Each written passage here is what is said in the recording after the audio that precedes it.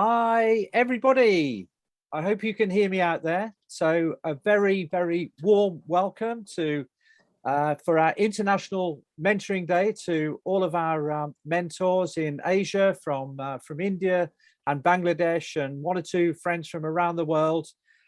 This is really a grand occasion today because we've had International Mentoring Days in Latin America.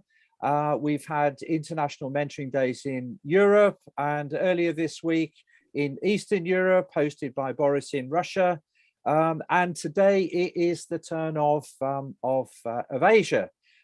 So I hope you're all comfortable for the next 2.5 hours. I hope you've got some refreshments, so something to drink, and you're ready to go.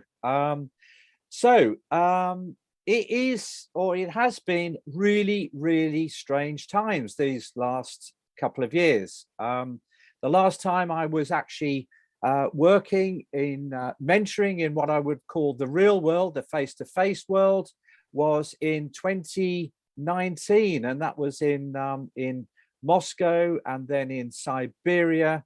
On the Russian program, and together on that program with me was Aruna from India, and Samarthi as well from India, that many of you know. And so what I would like to say that now it really does seem that we've entered these strange times where everything is virtual. Or that's the way that it seems. And it's, how do you make the human connections? How do you make things human when we're living in this virtual world? So, for example, in this virtual world, I have been wearing the face mask. I have been doing tests to make sure that I am not infected by the COVID virus. And so to do my work as a mentor, I also have to stay alive. I have to keep myself fit for my work as a mentor. And so, how do I do that? So, unless I'm feeling alive, then how can I bring that positive approach to my work? And so 3 things that I'll share with you today that help me to keep alive. One is my dog, Alfie. I don't know if you can see him there on screen. There he is. Beautiful picture of Alfie. So we go for walks every day. I talk to him about my mentoring conversations, and he always gives me lots of positive support. What else do I do? Well, I also play in my office some vinyl records, and you can see behind me a whole collection of vinyl records, and there's one in particular that's there at the moment. Here it is. The first vinyl record that I ever bought. Can you see that on the screen? There it is. The Beatles. And so I play the Beatles from 1964. And also, the other thing that I enjoy and that keeps me alive and gives me that positive strength, as it were, is a love of cricket. And here's a question for you that you can put in the chat box, and we'll reveal the answer at the end of today. And that is from the T20 series we've just had. What is it that India, Bangladesh, and England have all got in common that relates to the T20? So put your answers in chat, and we'll reveal that at the end of today. So what can we now say about today? Well, first of all, our mission is to help young people in business. It's helping young people get into business. It's helping young people develop and grow their business. And as a result of doing that, young people that we support, our young entrepreneurs, they grow. The communities where they do their work, the communities grow, and also us as mentors grow as well. So today we're going to study the importance and the impact of mentoring in Asia, particularly during these last 2 years of COVID, the pandemic. We're going to select mentors of the year from India and Bangladesh, and we're going to give recognition to our wonderful mentors in India and Bangladesh, in BYST and BIA. And so, one or two quick guidelines. We will mute you and unmute you so that we don't have too much background noise. The session will be recorded. Please share your questions and comments on chat so we can use that with our experts today. And also please contribute to the feedback session afterwards as well. We'd like to get your feedback, and most importantly, enjoy the next 2.5 hours. So without any more delay from me, let's talk to our first guest from India, Dr. Sarabha Shrivastava, who is one of your trustees, and he's on screen now. So Dr. Sarabha, and I think you were one of the founders of bringing in IT into, one of the architects bringing IT into India. So it's a pleasure to have you with us, sir. So if you can please address our audience.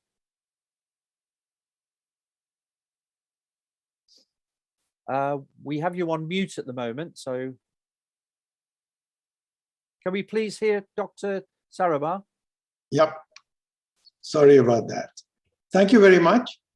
And very good afternoon, ladies and gentlemen. I truly am honored to be part of the International Mentoring Day event, jointly organized by Youth Business International, Bharatiya Yuva Shakti Trust, and the Bangladesh Youth Enterprise Advice and Help Center. I am truly delighted to join the mentor fraternity across Asia in celebrating the critical role of mentoring, and I do congratulate each and every one of you for your valuable contribution. BYST has been a pioneer in the mentoring movement in India and is committed to supporting grampreneurs. It's a term we have coined for rural entrepreneurs through effective mentoring. We realize that most of the youth we support have never been entrepreneurs before, and so have little experience of creating and running a successful business. They would find it hard to succeed without mentors, people who have been there and done it before. So keeping this in mind, this vital role of mentoring in making entrepreneurs successful, BYST's Mentoring India program is aimed at nurturing a mentoring environment through training, research, and consultancy. So today, BYST plays the unique and important role of providing mentoring support to entrepreneurs when they are competing in the difficult metros or the rural hinterland of India. We support around 14,000 entrepreneurs annually, who in turn create 50,000 jobs in the places where they are most needed: the tribal areas of Assam, mining towns of Odisha, backward districts of Maharashtra, apart, of course, from urban areas in Chennai, Hyderabad, Pune, and Faridabad. Mentoring support has been the key factor behind the success of so many of BYST's entrepreneurs, but I would especially like to mention today one of the women entrepreneurs supported by BYST and her mentor, Ms. Amruta Mangle from Maharashtra, a great example of self-reliant India, won the prestigious Young Entrepreneur of the Year 2020, conferred on her by Youth Business International in the UK, after competing with over 1,000 entrepreneurs from 46 countries. And this would simply not have been possible without her mentor, Mr. Kiran Nawate. BYST's Mentor Online program is an internationally accredited training program. This unique program has consistently been attracting people from different backgrounds and across all industry sectors in India. In the last 2.5 years, 2,000 plus mentors from different institutions have been trained by BYST, and they in turn have counseled and inspired more than 7,000 youth to take up entrepreneurship as their preferred career option. BYST also always strives to support mentors through various initiatives and keep them updated through continuous learning activities.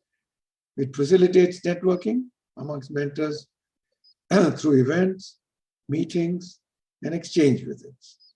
For effective networking, BYST has also launched a mentor app, which will offer various benefits to mentors and ensure their active participation in the mentoring movement. I would like once again to congratulate all the mentors for their stupendous efforts and trust that the deliberations in today's event will bring forth some more insights about enhancing the impact of mentoring overall. Thank you. And thank you very much for having me once again. Thank you. Thank you very much there, Dr. Saraba. And now we're going to hear from Rashid Rashid Mamoon. I should know this because we've been working together on this program for a couple of months now. So Rashid, yes, John. I'm going to ask you now to give your introduction to our audience for International Mentoring Day. And in particular, one of the things that I've noticed and that you talk fondly about is your vision and your passion, which is creating entrepreneurial ecosystems to benefit young people in Bangladesh. So over to you, Rashid. Thank you, John. Thank you very much. Good afternoon, everyone. This is Rashid from Bangladesh Youth Enterprise Advice and Help Center, most commonly known as BIA. I'm truly delighted to be here because this is one of those programs where you recognize the effortless and the most relentless efforts put by our mentors. And before delving on that part, what I would like to say is that BI is one of the pioneering youth entrepreneurship organization of Bangladesh. Our vision is to turn job seekers into job creators by helping our entrepreneurs through the means of capacity building, mentoring, and networking. And I strongly believe that this is completely aligned with YBA's aim to become the engine of growth for youth-led micro enterprises. And as to the ecosystem that we are currently working towards, we endeavored into this daunting task of creating a consistent support network for our entrepreneurs, where they will get a vital resources consolidated in a very seamless manner, and then this will eventually become part of the larger ecosystem. And as the first step of this, we created LMS, which is Learning Management System, to support entrepreneurs from any part of the Bangladesh. So they can just log into there and get the required support from there. So the vision to create in this kind of systematic approach is that in each of the program is that we want to give tailored support for our entrepreneurs by detailing their needs, their wants, their goals, and their aspirations, because we know not all the entrepreneurs are same. And for us, from the perspective of our macroeconomy, this is very important because each year around 2 million people are joining our labor force, and Bangladesh is going through a golden era in terms of demographic dividend. And all of us will acknowledge that this portrays the picture of a young and energetic nation, which is essentially the key competitive edge and strength for us. And at the same time, we also have to acknowledge the challenges we have been facing for last 1.5 years. This has been unique, and I would say we are not still out of the woods yet. But on top of it, COVID-19 has brought an unprecedented challenge to our economy. There are many businesses who were completely shut down, and there are entrepreneurs who were struggling to keep their businesses open. And these are the some of the visible impacts that we see, but there is another impact that we sometimes overlook, is that there's a larger group of youth who are traumatized and who are barely able to keep up with the situation, and that's where the mentoring support was very important and uniquely important, because our mentors have been in the forefront for our entrepreneurs. But in the last 1.5 year, the entire mentoring support has been redefined in a new manner. And what I would like to mention is that for we should not lose out of the lose sight of the technologies that are coming out there. And you are all aware of the fourth industrial revolution technologies and other upgradation of the technologies, because we will acknowledge that entrepreneurs who are more digitally mature tend to do better in the face of these kinds of adversity, and they are able to pivot swiftly. So our aim right now is to putting the best effort to inculcate the philosophy in our entrepreneurs to give back to the community while making the business profitable, because their misunderstand resides is that the whole concept of giving back to community and make the business sustainable, it doesn't have to be mutually exclusive. Both can be done in the same manner in simultaneously if we take a right strategic directions. And at BIA, we are putting our best effort to address the larger societal and environmental problems while creating more decent jobs. And to do all of this, the visions that I shared, we have to be contingent on the backbone. And the backbone is our pool of volunteer mentors. Without them, I believe the entire support system would eventually become dysfunctional. These mentors, they are our role models, and I'm really glad, I'm truly glad that YBI has arranged such an wonderful event to recognize the selfless and relentless effort of our mentors, that they put day in and day out. And I would like to end my part of the speech with a quote from Steven Spielberg, and that is one of my favorite quote about mentoring effort, is that the delicate balance of mentoring someone is not to create them in your own image, but giving them the opportunity to create themselves. And I strongly believe that that's what our mentors are doing. Thank you, John, and thank you, everyone. Thank you, Rashid.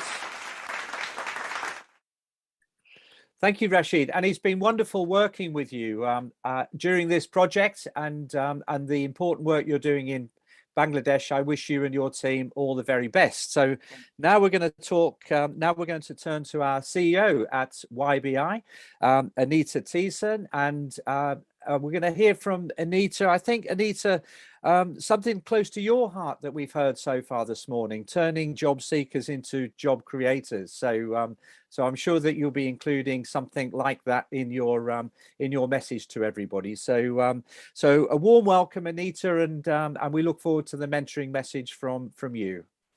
Thank you, Anita.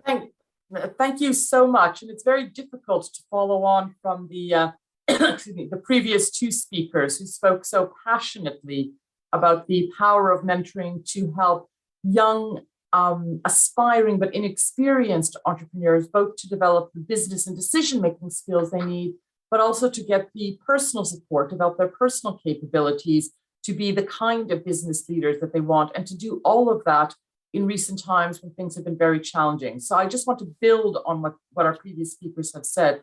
And indeed, at a global level, our recent report, Entrepreneurship Within Reach, has really highlighted that an essential ingredient in enabling a young person to become an entrepreneur is the personal support provided, because they often lack networks, they don't have the decision-making skills that come from time and experience. And really, mentors are absolutely critical in offering the support, and sometimes really the only person who stands by a young entrepreneur, really believes in them and encourages them to take the next step.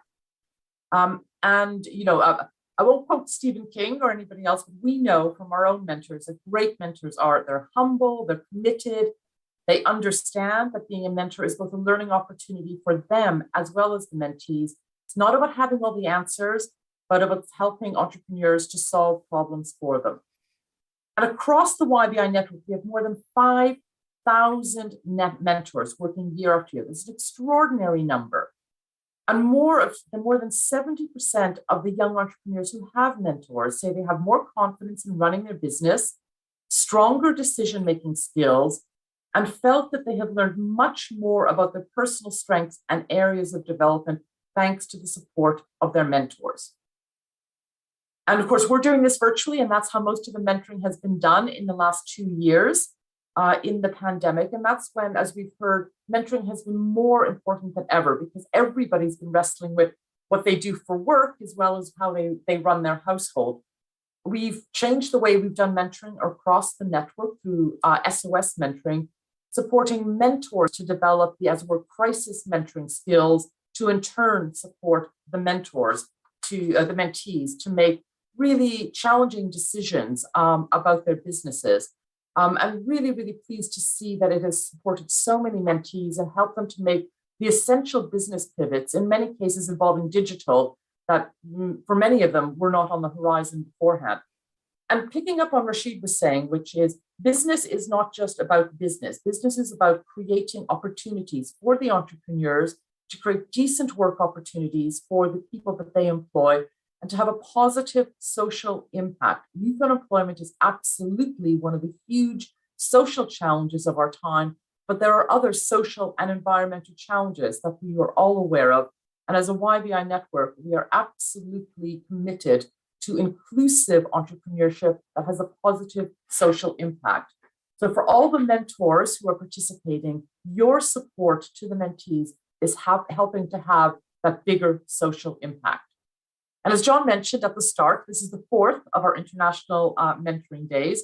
We're building on all of that momentum. Here today in the Mentoring Day for Asia, we'll focus on supporting, sharing, and celebrating the work of thousands of volunteer mentors across the network who freely volunteer their time to help young entrepreneurs to start and grow their businesses. Today, you're going to have a chance to connect with mentors across Asia and hear from Professor Bob Garvey, who's a longtime supporter of the network and one of the leading global experts on mentoring and coaching, along with other panelists from India, Bangladesh, and Russia. And I think one of the key things we will cover is the impact and importance of online mentoring in Asia during the pandemic. And the highlight will be concluding with the opportunity to choose your Mentor of the Year from India and Bangladesh, who will in turn have the opportunity to be chosen as Global Mentor of the Year, which will be announced on International Mentoring Day in the new year on the 17th of January.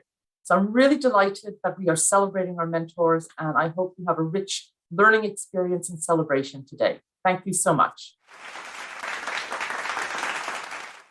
Okay, so thank you so much, Anita. And just picking up a couple of points there, actually, you talked about our 5,000 global network of volunteer mentors, all doing, such a wonderful job to help young people into business and help them grow their self-confidence and their decision making and their problem-solving skills. So important.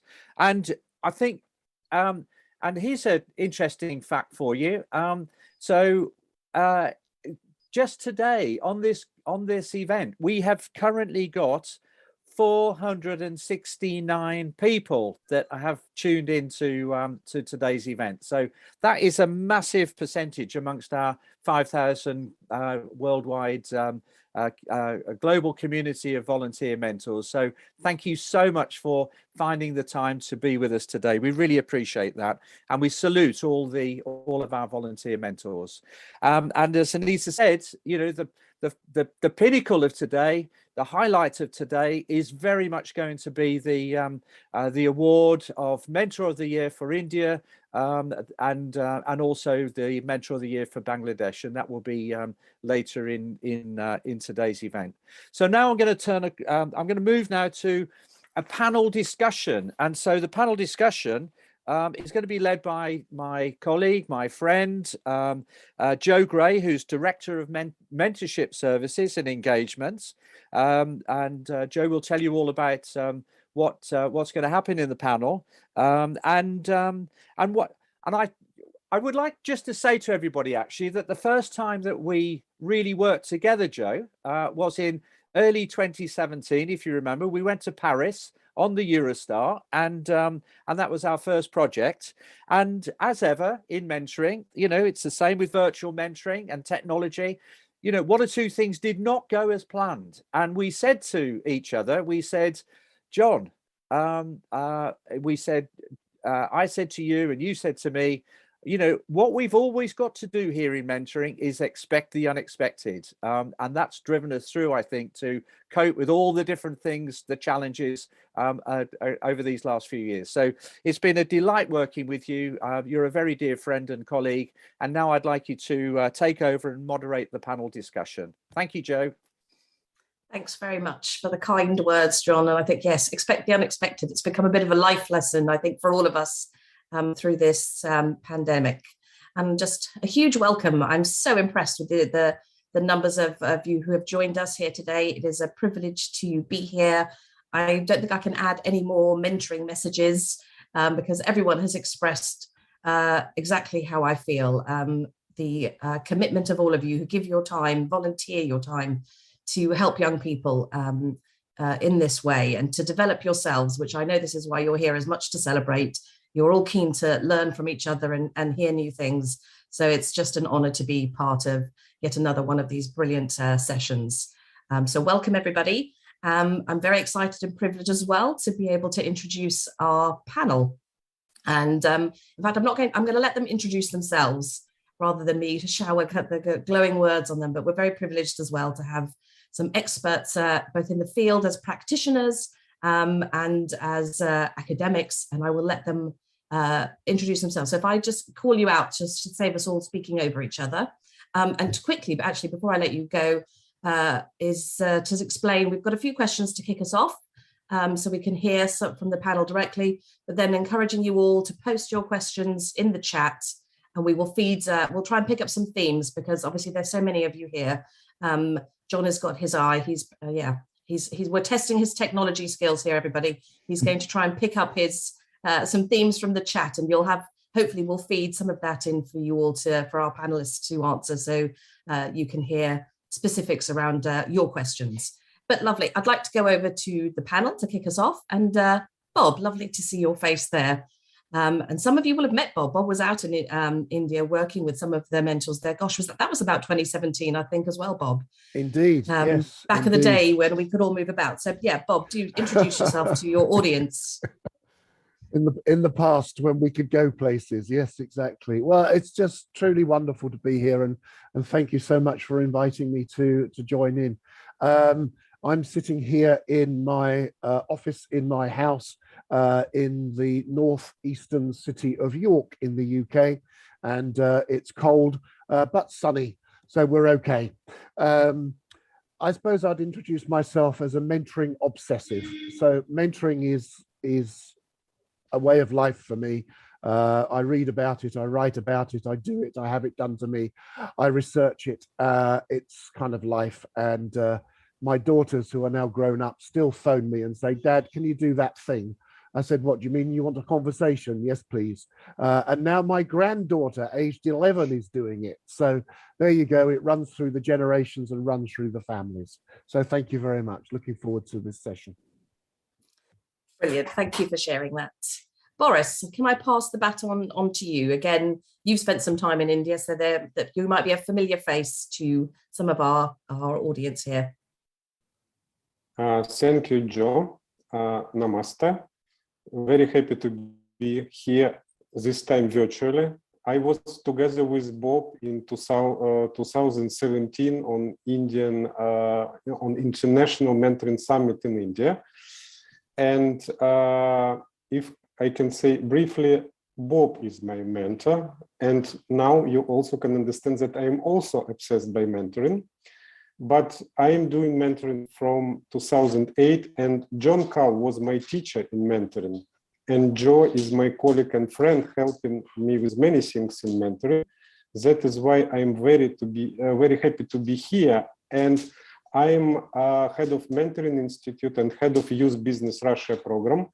And yesterday, we just finished our 9th International Mentoring Days for Eastern Europe and Central Asia, where our colleagues Aruna and your mentors and mentees also participated. And your mentors very often participated in our mentoring days in previous years. I'm very happy to be here today. That's it. Thank you, Boris. Thank you. I'm going to turn to Dr. Shah. I don't know, I was very privileged to be out in Bangladesh. That was also 2017. 2017 was a good year for everyone getting out there, obviously. I'm not sure if we had the pleasure of meeting then, but please do introduce yourself to the audience today. Thank you. Thank you very much. I'm Pinky Shah, and I'm really delighted to be here. I really thank to BIA, the YBI, and BYST. I am an academician, and I'm very fortunate that I'm here. And I have the 2 decades of experience in higher education, research, and teaching. I'm a business mentor, entrepreneur, and work with recycling art and crafts, for which I'm very much passionate. I also work for leadership, event planning, and I'm the alumni of MIT Innovation and Leadership Bootcamp. So currently I am with PIA, and I am with PIA from last few years. So I'm really excited to be the part of this event. Thank you very much. Yeah, I met you. Thank you. Oh, fantastic. I've got some brilliant pictures. We'll connect after this. Finally, last but by no means least, our mentor from India who's on the panel, Vijay Venkatesh. Please do introduce yourself to the audience. Thank you, Joe. And I am extremely, delighted to be here on a International Mentoring Day, addressing a very large number of audience. We all know entrepreneurs are the people who are driving the economic wheel of every region. So we all know the importance of the entrepreneurship. I am terribly delighted to be part of BYST, working here supporting entrepreneurs from 2018. I run my own software company, and I'm an entrepreneur for the last 25 years. And like the other panelists said, entrepreneurship is contagious. So I really look forward, to share and to learn from this experience of people. I am terribly excited to be here. Thank you so much. Oh, thank you. Thank you, everyone. There's a huge depth of knowledge here that we're now going to try and pull out of you all to share with the audience. And there's a bit of a theme through our initial questions. Yeah. And I might just ask everyone in the same order just to pick that up. So Bob, Boris, Dr. Shah, Mr. Venkatesh, if we just kind of go in that order.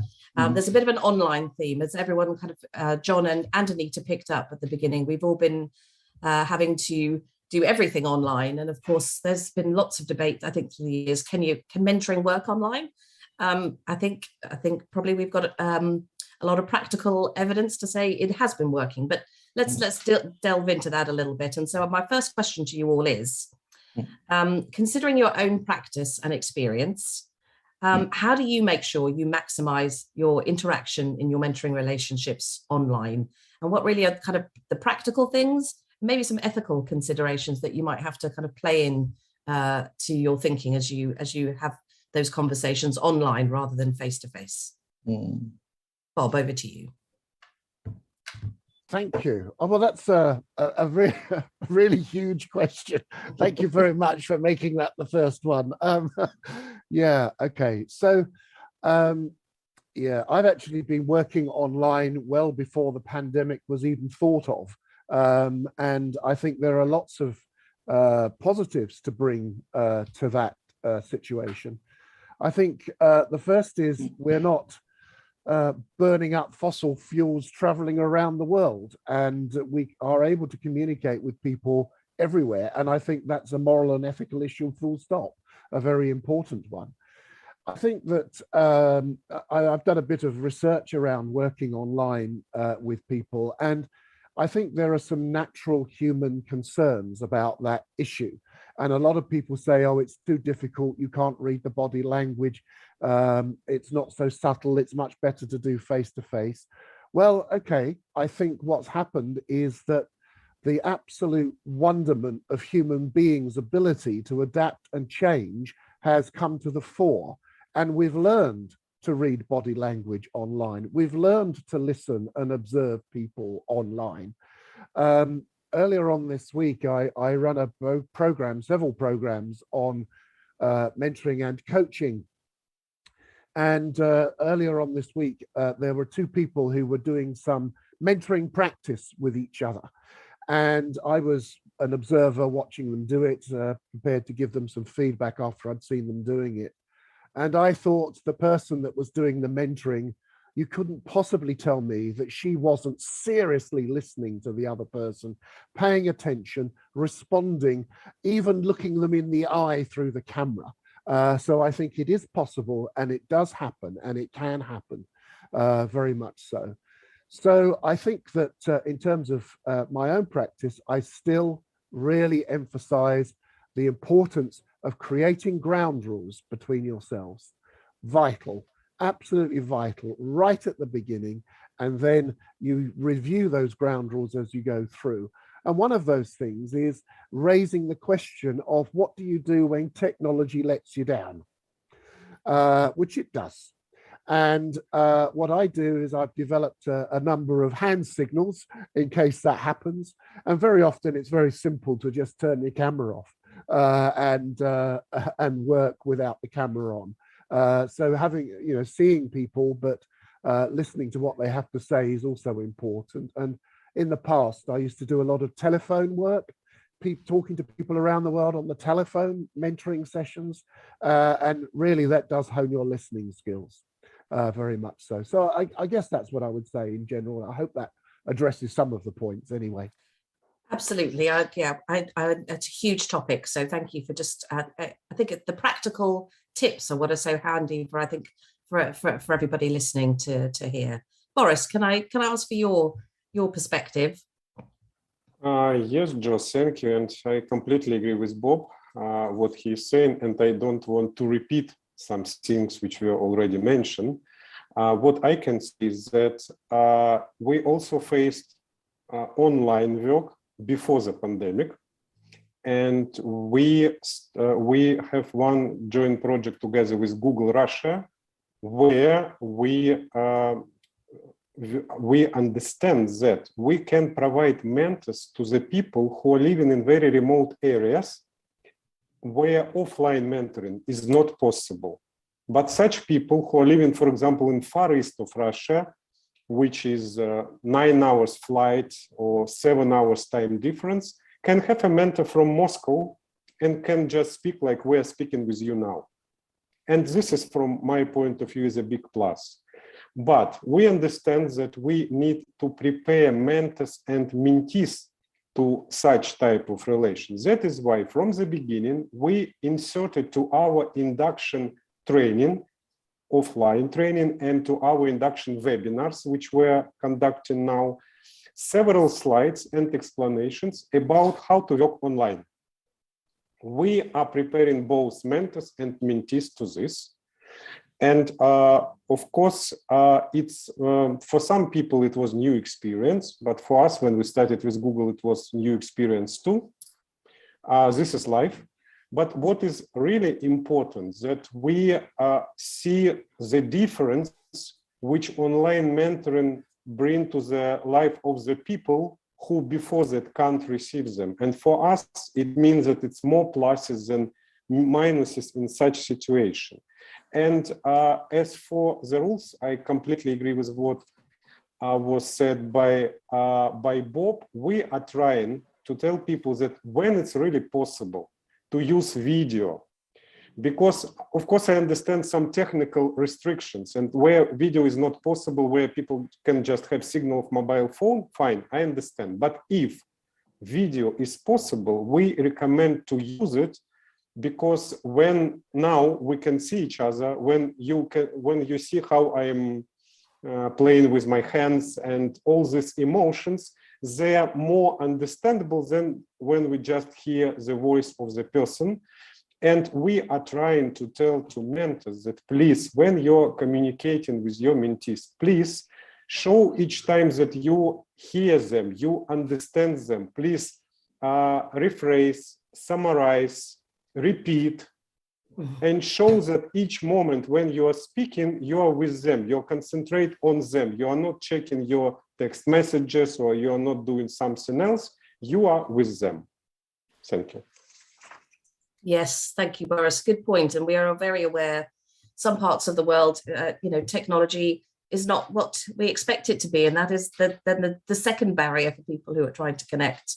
And we always encourage people, have that if there's any way to have at least one conversation face to face, you can see somebody for, initially at least, is helpful. So thank you. Dr. Shah, you are on the front line of doing this. How has it been working for you? What could you share with us? Thank you, Jo.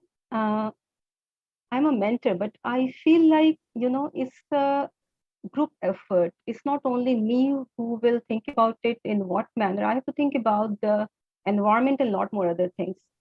And in this digital era, the business and customers, the target and the opinions are changing very quickly and unexpectedly, where this COVID has made it more challenging. I myself tried and searched the effective, brief online ways to make the interactions more efficient, because we understand it's not like face-to-face talking with your mentees. So I wanted to engage them more and at personal level. I completely transformed my whole strategy from in-person to online mentoring through Zoom, WhatsApp, Facebook, and video conferencing, which was actually very challenging, because I had to take the extra initiatives to check in whether the mentees are comfortable with it or not in terms of their connection, electricity, comfort, because in Bangladesh, we deal with the mentees from rural and urban areas. So I tried my best. I tried to send them the messages with the positive feedback I tried to give them. But again, I would like to say that business is very much inconsistent everywhere. So I try to put a little positivity, consistency, and reliability, which I think is the strength of the business. I also tried to put forward in my words and my deeds too. And I tried that it should go to my mentees. But why I'm talking about this and why we are trying to talk about online thing? Who told us to go online? I think we have to understand this circumstances which is existing around us, which is very important. The global economy, and especially the SMEs who suffered from this unprecedented shock of COVID-19, and mostly the underserved communities, the young people, especially the age of 18 to 35, who are in very tight margin from financial point of view. And I would also like to relate this with the economy, where their contribution is approximately 25% to the GDP. So through Bangladesh Youth Enterprise Advice and Health Center, the BIA, which is a pioneer entrepreneurial development, especially in SME in Bangladesh, which also tried to follow the model of YBI for entrepreneurial thing, and especially the mentorship, and which believes in turning job seekers into job creators. Because I would like to also refer Mr. Rashid's one data, which he said about Bangladesh, that approximately 2 million labor force are adding to the Bangladesh economy every year. So I think this initiative, and at the same time, the mentorship model which they try to follow for the entrepreneurial development is really very good and very effective. And there, this mentor who are trying to play very active role, like me, who work voluntarily, are very important. But again, I just said, like, in this difficult time, when we have to do this online, and there were lots of challenges when we talk about different demographics, which was about language and a lot more other things. But then also, I would like to thank BIA again, because they have 116 dedicated mentors, and where 116 are female and 39 are males, which is really great. And I would also like to talk about the mentees, where we see majority are women. It's a great thing. And I tried to cope up with those things. And in the same manner, I believe that the other mentors also tried their best on the side of BIA to give their best to the mentees. So most of them, they tried the online things. Even some of them were not very comfortable. So BIA also empowered them with the webinars, workshops, fairs, etc. And this online learning and management system also played the great role. So I myself am trying, and I am sure that till my capacity, I will try my best to give best to my mentees, and all mentors will try their best. Thank you. Lovely, thank you, Dr. Shah. And yes, a really good point there. That, and I think Bob made it as well. Is you have to be responsive. It isn't great. Some things just don't work for everybody, and really uncovering that and agreeing some of that upfront of what's best for that person you're trying to help is critical. So thank you for sharing that. Vijay, but over to you. Anything to sorry, when you're last, maybe we'll make you first next time, because when you're last, people No have problem. tended to have swept up all the everything, but feel free to add your perspective. You have saved the best for the last, so I am glad. See, the topic which has been given to me, I am so glad that, moving face to face to the online mentoring. I just want to cover the presentation in, 3 phases. One, this challenge of last 1.5 years as a company, how we have managed this. That's the first portion. And the second portion of it, what are all the steps that BYST India has taken as a strategy to, adopt to the online adoption. And the third one I want to cover, what are the improvements, we can bring in for most efficient way of operating on the face-to-face, to the online media. The power of online and remote working. If I have to really talk about our company especially, we all know that COVID effects is far from over. It is still gripping the globe. And let's remember one important point, that opportunities and adversities are both sides of the same coin. That's very important. I want to repeat, opportunity and adversity are both sides of the same coin. It depends on where you see. And I would like to really thank my daughter, who works for an American company called Zapier. She has helped our company to shift completely 100% online. We are a 25-year-old company. I believed in office, working from, meeting people. So in 2019, we have converted our entire setup to go online, and everybody was working remote. In hindsight, we have been preparing ourselves for COVID.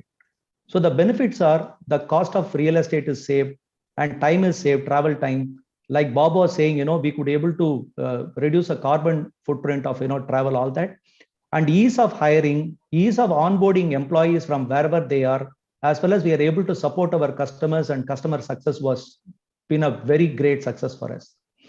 And we also did a very large ERP implementation even without meeting a customer. So I'm just giving a personal context just to see how we could able to transform ourselves.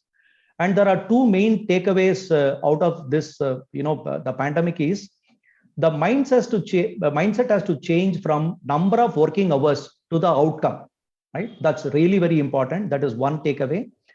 And this is not a compulsion out of COVID. This is a golden opportunity what COVID has given. That's how we need to look at. So we will be able to decipher the face-to-face to online much easily.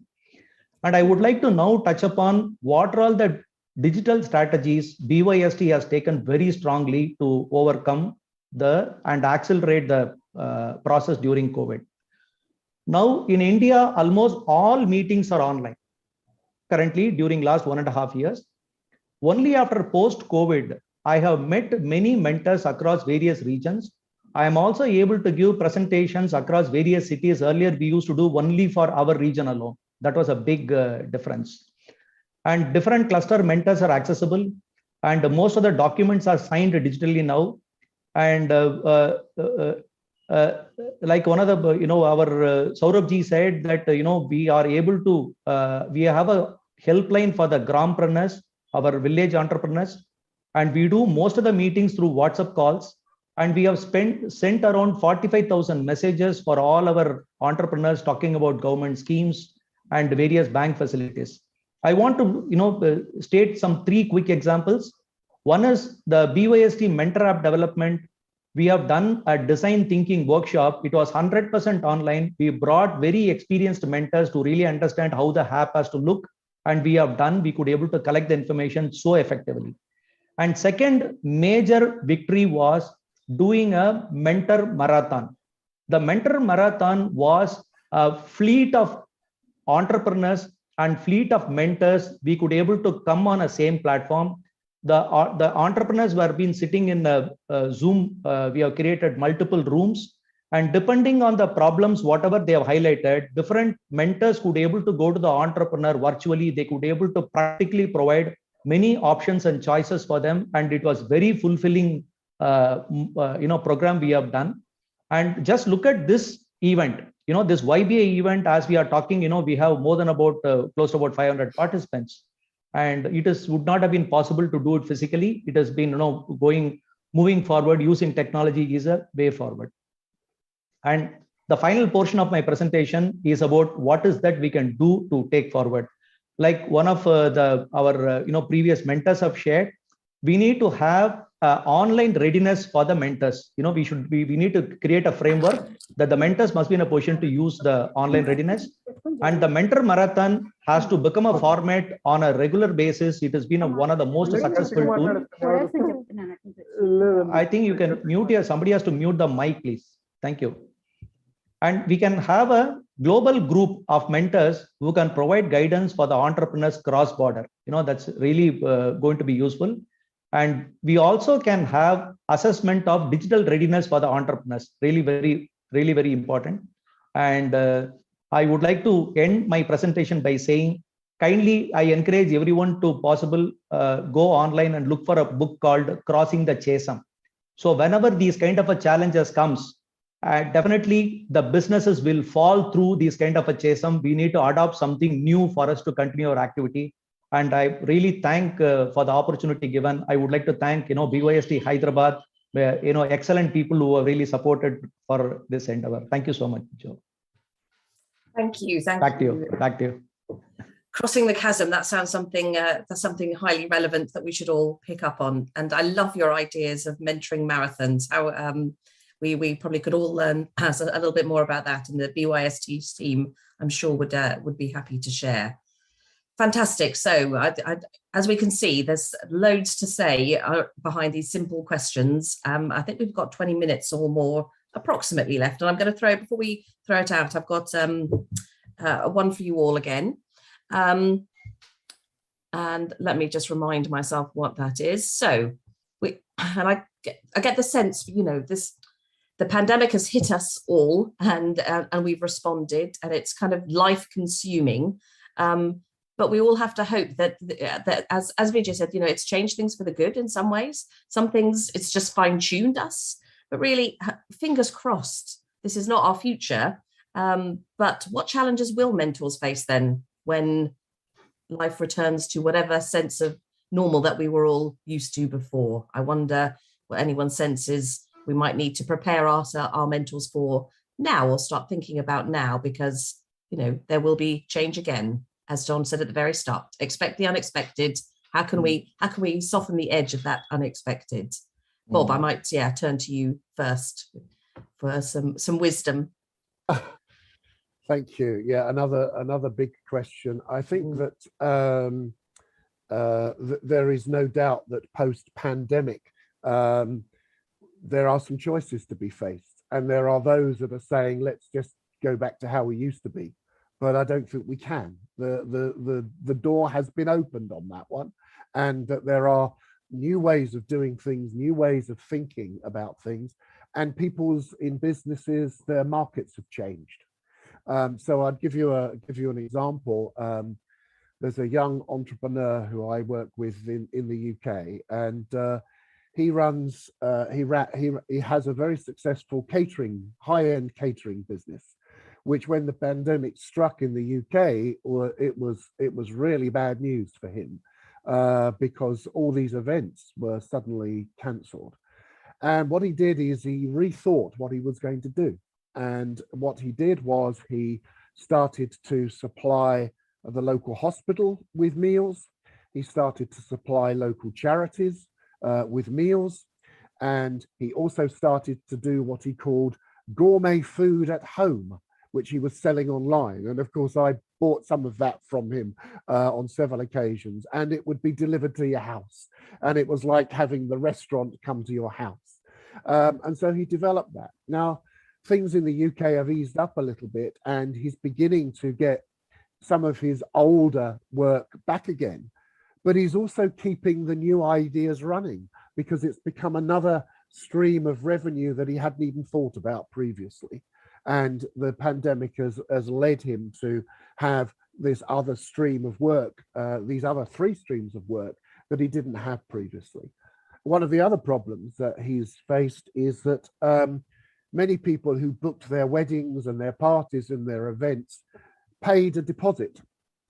And so he has hit a cash flow problem, because people are not paying him the full price, and he's already spent the money that he had as a deposit trying to keep his staff employed. So that's generated some issues, which has led him to make sure he keeps these other revenue streams that he created during the pandemic, which seems to be successful. And I think the message from that is there's an opportunity from the pandemic to rethink how things are done. And looking forward in time, it's a question of, I don't think we can ever go back to how it is, even though there's a lot of people talking about that. We have to start thinking about where we go to. And the point that was made about massive overheads with real estate and so on and so forth, all that's got to be rethought, and traffic infrastructures and et cetera, et cetera. So I think that the genie, as we say, is out of the bottle, and we're not going to push it back in again. Wise words, yes, indeed. I think, yeah, and I think the point you made earlier about sustainability, we're all facing up to more of differently like this is supporting some of those agendas. So good to, yeah, put this in the context of all of that as well, I think. Right, thanks, Bob. Boris, from your perspective, you do so much work supporting and developing mentors. Do you have a master plan of what you might do when some of this pressure is over? Thank you, Joe. I think here we can raise the question of different environments, different contexts, different discourses in which our mentors are working. Because I guess that for some countries where situation with entrepreneurship are more stable, after pandemic, some people think that, oh, okay, we can come back to something which was normal before. For, let's say, some challenges, places and situations, I am sure that even before the pandemic, Russian entrepreneurs were not in very... Oh, I think we might have lost Boris for a moment. Give him a second, and otherwise we might just pass on to someone else until he returns. We might have to lose his vision. This is the trouble with, of course, with cameras. Technology. Yeah. Yes, probably better with your camera down, Boris. Yes. Want to continue? Yeah. Yes. You see, we discussed it today. If something wrong with the connection, we can switch off camera. We are doing it immediately. Yeah. Went for mentors in Siberia, and we discussed this question: what if? And people said, no difference, meaning that when you are working in challenging conditions, you are always ready. And we are entrepreneurs, meaning that we need each time entrepreneur something. And the main trouble can be if people will just relax. Say, now we can sit and everything is okay. No, it means that even if pandemic finish, entrepreneurs should be always ready. As John like to say, expect unexpected. And if we are always ready to such situation, we will cope with anything which will appear. And probably last point, which I would like to mention here, I think that in mentoring relations between mentor and mentee, my advice will be for mentors to discuss it also with their mentees. Each time when situation changed, a pandemic appeared or disappeared, okay, now situation changed, how you would like to continue our relations? Do you have some new challenges? Did you overcome some past challenges? What we can do together? What you will do? Where I can help you? Perfect. Thank you very much, Boris. Dr. Shah, anything that you would like to share for the future hopes for how we might have to work? Yeah, sure. Thank you very much again for giving me the floor. I would like to mention a few more initiatives taken by BI, which are really very significant and effective. Like they try to make the mentors club, and they try to, match the mentees with the mentors specification and their area of specialization, which is also great. At the same time, we don't have the app, but what I saw that there is a common group for the mentors, and where each of the mentors, they try to exchange ideas with each other, and they try to help each other, which is the great thing which we learned from this, COVID crisis and online mentoring. At the same time, there are the separate groups for the mentees too. So this exchange of ideas really helping each other a lot. Like if somebody was doing some business before, now the person has changed the business with the help of the mentor's suggestion and something. At the same time, the mentees, they are also trying to, support each other. Like somebody is having courier business, he or she is trying to, make this thing known to the other person. So I think these are some of the initiatives which are taken by the BIA, which are really great. At the same time, they try to do some webinars and workshops on mental health also, and health issues which are really very much need of the time. And I hope that most of us get the benefits out of that. And lastly, I just want to add that we learned that this, we have to go for the hybrid system. Doesn't matter, in few years we might get the things very much normal, but we have to be always ready for this. Yeah, thank you. Thank you, Shara. Lovely. I like the idea of some the supportive and health issues that they BIA have been sharing to support people as well. Really, really important. Mr. Venkatesh, anything else you would like to say about the future? See, we could always see how the new businesses are evolving. How that, again, I go back to the book, what I said, the Crossing the Chasm. It is actually a bell curve which keep coming at a different point of time. Okay, and there is a strong philosophy I heard once. It has got really embedded in my mind very strong. The universe keeps evolving on a delta X basis on a daily basis, right? And the very nimble entrepreneurs, they really understand the delta X movement. They start moving that very closely. And some of the organizations who have become very big and strong, the learning curve has got cut. The delta X will become 2X, it will become 5X, it will become 200X, then they cannot jump, it is over, right? Like exactly Bob said, people can really think of, going back to the pre-pandemic, those days are not going to come back at all. Like Bob exactly said, that even after the pandemic completely gets over at a point of time, people have already found out different ways of working, different methods of working, and they are able to see the cost effectiveness, they are able to see the advantage, they are still going to stick to this kind of a business practice. So we all need to know that we need to embrace these change as quickly as possible, and this has come for our best advantage for this, and then we need to adopt these kind of changes as quickly as possible, so that we will be able to progress with the new world, because this is a new game, this is a new world, and there are new rules, right? The people who master it, they are going to rule this over. Yeah. Wow, new world, new rules. Very there's depth in those words that I feel we haven't the time to dig into, but something for everyone to take away, because that's so true. Now, everyone, I'm just managing the time here, and I know there are a few questions that, to try and pick up, and I might just split them out rather than everybody on everything, if that's okay. I might go back to our experts on the ground, so our mentors in India and Bangladesh, because there's been a question around, are there things that are specific to the context that in the way you've operated as mentors within your countries, and if there was anything useful to share in that specific to your fellow mentors in Bangladesh and India. Dr. Shah, I don't know if you'd like to go first. Yeah, thank you, Jo. I believe a little challenges which the mentors are having type of, the differences in their expertise areas, as well as accessing the tools and awareness about different modes of those online things, which I think needs to be addressed in a little wider manner. And I think the BI is trying to take the initiatives for that. At the same time, the from mentors point of view, how to make these things available to the people from rural areas.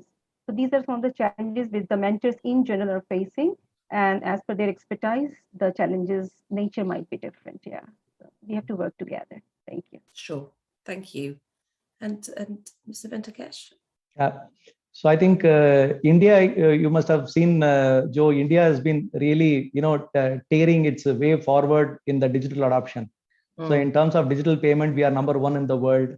And we have got one of the strongest digital network which has been established. As Dr. Shah exactly said, there has been a challenge for the grampreneurs and the rural entrepreneurs. There has been a challenge, and they are also learning it really very fast, because there are a lot of agricultural products which has come, and they're also trying to adopt a lot of technologies there. And I'm sure people are able to get into terms of adopting to the technology or going online, and the initiatives are really humongous. And there has been a tremendous learning curve. I should really appreciate, we have mentors almost people who have retired bankers and very senior professionals.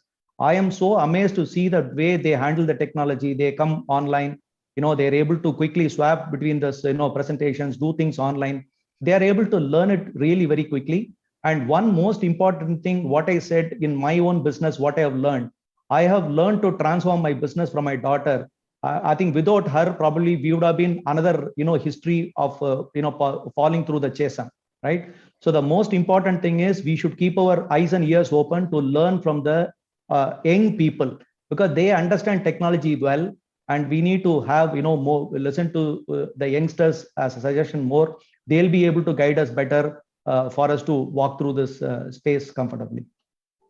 Yep, and yes, you're absolutely right, and congratulations to all of you who are moving to digital. You won't be surprised to hear, or maybe you will, a challenge for some of our members in Europe is that some of their volunteer mentors struggle with the technology, and that's been a huge barrier. And I think we should give a shout out to the wonderful team who are supporting us today with the infrastructure to do this. A local, Indian company. It's very slick and professional, and just wanted to shout that out. A lovely example of exactly what you were saying there, Vijay, I think, as well. Then I'm going to take a different angle and move to our more program design experts as well. So Bob and Boris. There's a question around how do you re-engage mentors who maybe have found a challenge going online, but who have maybe dipped out now of the relationship for one reason or another? What's some strategies really to bring those people back in? Bob, I'll maybe pick on you first. Thank you. I just want to respond a little bit to what was just said. I think that that sometimes we make assumptions that older people don't do technology, and we make assumptions that younger people do. And I don't think that's true.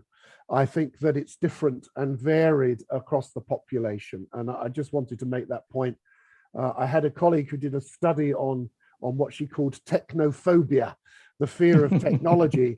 And she studied first-year business school students, and she found that there were just as many who were technophobic in that young people's groups as those that were tech savvy.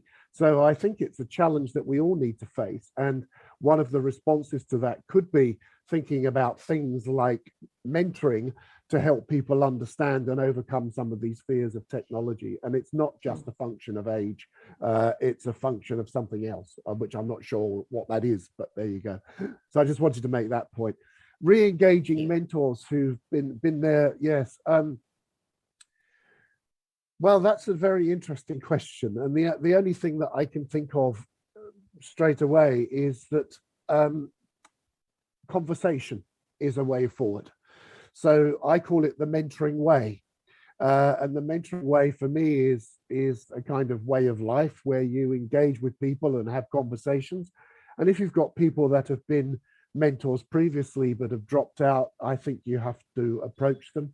You have to find a way of engaging with them and having a conversation with them, and perhaps thinking about some of the reasons why they have dropped out and exploring that in a mentoring type way to enable them perhaps to re-engage, or there could be other reasons why they've disengaged. So we can't make assumptions about that. So the only way forward for me is to talk about it. Yes.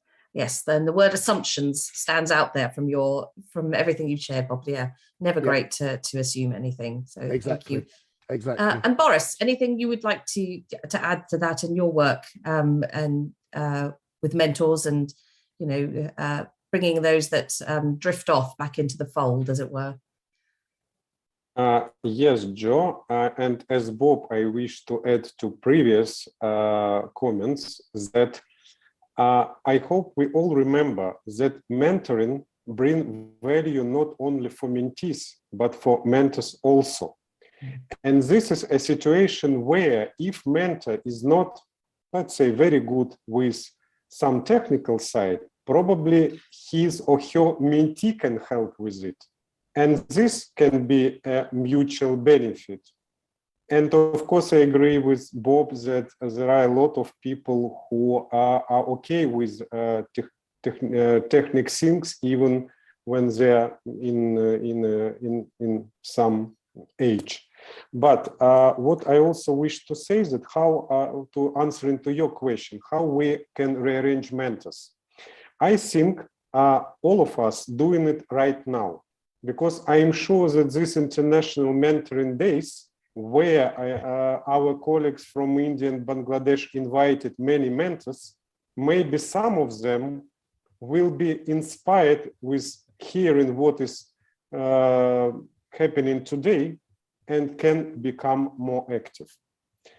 And it brings us to the idea that we need to do such events like mentoring summits, mentoring days, mentoring masterclasses, mentoring clubs. And I will never forget mentoring mobile clinics in India. And I will never forget a bus where I was together with other mentors to go to remote areas. Your idea here was to help two mentees, but you can use it also to help two mentors, to involve them more and to arrange their activity. This is what just came to my mind. Thank you. Thank you, everyone, and thank you, Boris. Now, we have 3 minutes, and if I'm going to be efficient to time. So I wanted to give everyone 1 minute, but yes, maybe just under, because I'm not doing my maths very well here with 4 of you. But we have a whole community of mentors here. I apologize if we've not picked up every question, but I just wonder, with all the depth of your wisdom and experience here, what would be your one tip? If everyone left here knowing one thing that was useful from all of you, what would that be? And what would you share with everyone today? And Bob, if you're happy to go first. Mentoring is awesome. Get into it, find out about it and do it. Do it. I like it. Boris? Continue to do what we are doing, even during this event. Continue communication and exchange of experience and information between mentors from different countries. And we have more than 50 in our network. Yes, indeed. We will do our best. Dr. Shah, your final tip to the mentors here today. Yeah, I believe the passion for the mentorship is very important, and the commitment doesn't matter. I'm not technologically sound. I'm not comfortable. That could be provided. So it's the passion and commitment that I think is very important. Thank you. Very, very wise words. I totally agree. And finally, Vijay, anything, your top tip to your fellow mentors today? I strongly believe being an entrepreneurship is a wheel that is moving the entire economy of the nation. If the entrepreneurship is not there, the country will stand still.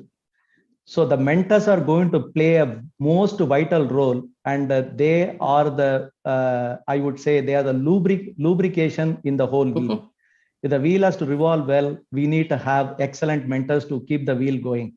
So I would really appreciate, this day. This is a very great moment, great day. And I'm so honored to be an entrepreneur as well as in the mentor both sides. I'm terribly excited. Yeah. The lubrication in the wheel. What a fantastic way to end. I hope that's been inspiring for everyone listening. I see lots of things popping up, lots of wonderful messages to you all. Thank you all for taking the time to answer those questions and share your wisdom, and for mentoring all of us a little bit this afternoon. And I'm going to hand back to John. And I wanted to just give the shout out to Tantra. I couldn't remember the name, who are the wonderful people who've made the technology work for us all. For me, it's been very seamless, and that's always a bonus. It doesn't distract us from the good stuff. Back to you, John. Thank you, everybody. Okay, thank you, Joe. And Joe, I hope you haven't put the curse on it, saying it's seamless. You know, we're working with technology here, so so we just say yes, please, Tantra, keep us going, and we have faith. My bit's been seamless, so now it's in your hands, John. Okay. Okay, so thank you very much to our panelists, our experts. We're just going to hear in a moment from some mentors and mentees to share their experience on the ground. It's going to be important actually to hear about their mentoring experiences during COVID, and how the mentoring relationship has helped during these difficult times, how it's helped both our mentees, our young entrepreneurs, but in also, of course, how it's helped to inspire our mentors as well, our volunteers, to carry on their good work. Vijay earlier, he mentioned a book. I hope that gets the project team picks that up and posts it. Also, we've had questions. We didn't answer all the questions, but I hope the project team that's arranged today will pick up some of the questions and can email people back with some of those answers after the event. And here's another book for you. So Bob Garvey was one of the panelists today, and this is, whoa, hang on, let me just see. Here it is. And we'll get that title out to you as well. So his brand new book, Coaching and Mentoring, Theory and Practice. And so if you want to improve your knowledge of mentoring, and please do have a look for the book, and we'll send you the link. Okay, so now we're going to hear from our one or two of our mentors and mentees to share their experience. And the first person I'd like to go to, please, is Mr. Danraj, who's one of our senior mentors from BYST. He has his background is aerospace, so technology is very much his background. He's been involved as a volunteer for 25 years, combining his professional work with his work as a mentor, and we thank you for being here today. So Mr. Danraj, if you're there, can we please get you on screen, and can you share some of your insights and experiences? Thank you, John, for a gracious introduction. I hope I'm audible. Yep. Okay. Yep, you are. Thank you. Yep.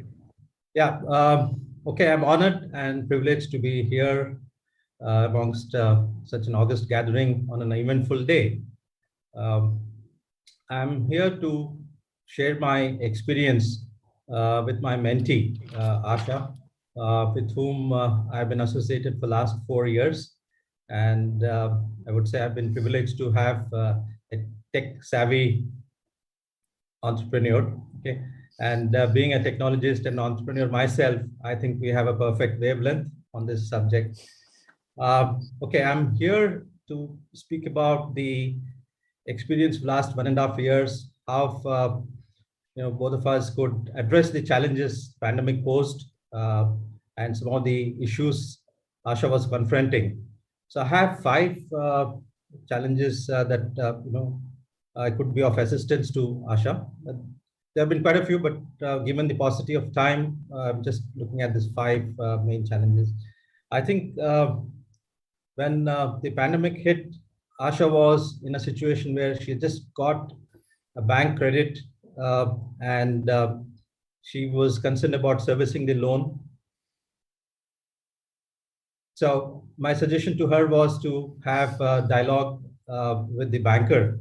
And given that the entire country was in a lockdown situation, the only option was to look at Zoom platform or a WebEx platform to speak to the banker and convince him to relax the terms of the credit, which happened. I think that was quite a comfort factor for Asha.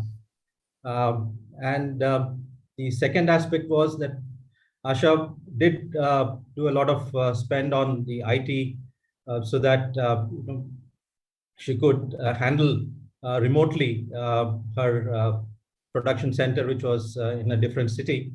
and sitting in Hyderabad, she could handle that by working remotely with her team back there in Chennai. And the third challenge that Asha was confronted was about the spares that, or the components that she was importing previously from China. And the pandemic hit the supplies as well. And given the logistics that point in time, she was really at a loss to how to handle the supply chain issue. So we did brainstorm on this matter and looked at what are the alternatives whereby she could have the same components sourced.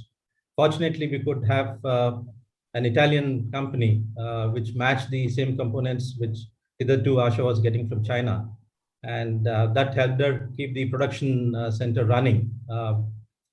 Of course, from the machining point of view, there were a few challenges because she just got capital equipment installed and there was no operation going for the machine, and the warranty clock started ticking. So the challenge was how to get this machine operational so that she could have the dies and molds in place to start a production. Given my background in manufacturing and in technology, one of the thought occurred to me was to have reverse engineering as a tool whereby she could capture the dimensions, the material specifications of the previously used dies and molds. And by doing this, she could redesign the dies and molds and start her production work. Finally, the challenge was to have marketing operations going. Prior to pandemic, Asha had in place a very good dealer network across 3 southern states. And I had the honor and opportunity of interacting with those dealers. Prior to pandemic, there was a 2-day session or a conference in a hotel. And the experience, that was quite a learning thing for me because Asha did demonstrate a fantastic rapport that she had with her dealer network. And I thought that would stand her in good stead. But given the production issues, the supplies got hit and the dealers were not getting the stock. So the way forward was to keep the dealer network engaged because we couldn't afford to lose any one of them. You know, post-pandemic, that dealer network had to stay, and that had stayed as of now. And the shift was towards digital marketing and looking at corporates as a new segment, which did result in a fantastic order for Asha, which I'm sure she's going to share that. Okay. So finally, the message was that she should consolidate her operations going forward post-pandemic. That was my suggestion to her. Thank you. Okay, thank you very much, Mr. Dhanraj. And now, of course, we want to hear. We saw Asha on screen. So, Asha, we absolutely want to hear from you now. I know you've got a business called NutriCook. So, can you please tell us about your mentoring experience during COVID and the mentoring relationship? So, just a couple of minutes to hear from you, please. Over to you. So, Asha. Thank you very much, Mr. John, and thanks a lot for BYST for giving me this opportunity. Yes, pandemic has not only made all our lifestyle, but it also made all the business and the whole physical world, everything into a standstill. You know, my business is into manufacturing of oilless and washerless cookware under the brand name NutriCook. You know, my sales is completely into a direct sales, not into an online. But, you know, pandemic has made us to bring a hybrid mode for my business too. For that, we have inculcated the using of a YouTube, where we had uploaded the videos and all. And also we had given the samples to our customers or the prospective customers where they can touch and feel, and even they can cook and taste the food without oil and water. So this kind of ideas and the brainstorming sessions has come out with our Dhanraj sir. Of course, it was all over on the online sessions what we had. And also simultaneously, as he rightly said, the retaining the existing distributors was really a challenging for us. For them, we also conducted the many sessions over online and the Zooms, conducting the meditation sessions and some motivation sessions with Dhanraj sir during the pandemic. And also, he also explained and supported us in connecting us into our many corporate companies where we are able to get some of the bulk orders which are already in the pipeline. So I believe mentoring is not only about technology or giving a guidance, but also giving a moral support in such a situation like a pandemic. That was really great thing. So I believe mentoring is a brain to pick up, an ear to listen, and the push in the right direction, which my mentor and as well as the BYST is doing right now. Thank you. Namaste for giving this opportunity. Thank you. Miss Esha, thank you very much indeed. And I think you touched there on the importance of not just having the quality, the technical expertise from your mentor to give you the kind of guidance you need for your business, but also the moral support, and even more so while we've been working in this period of where we can't actually be physically with each other. And I think it brings together the importance of not just the technical requirements of mentoring, but also to do it with the with good humanity and bringing the human part to this as well, even though we've got these restrictions.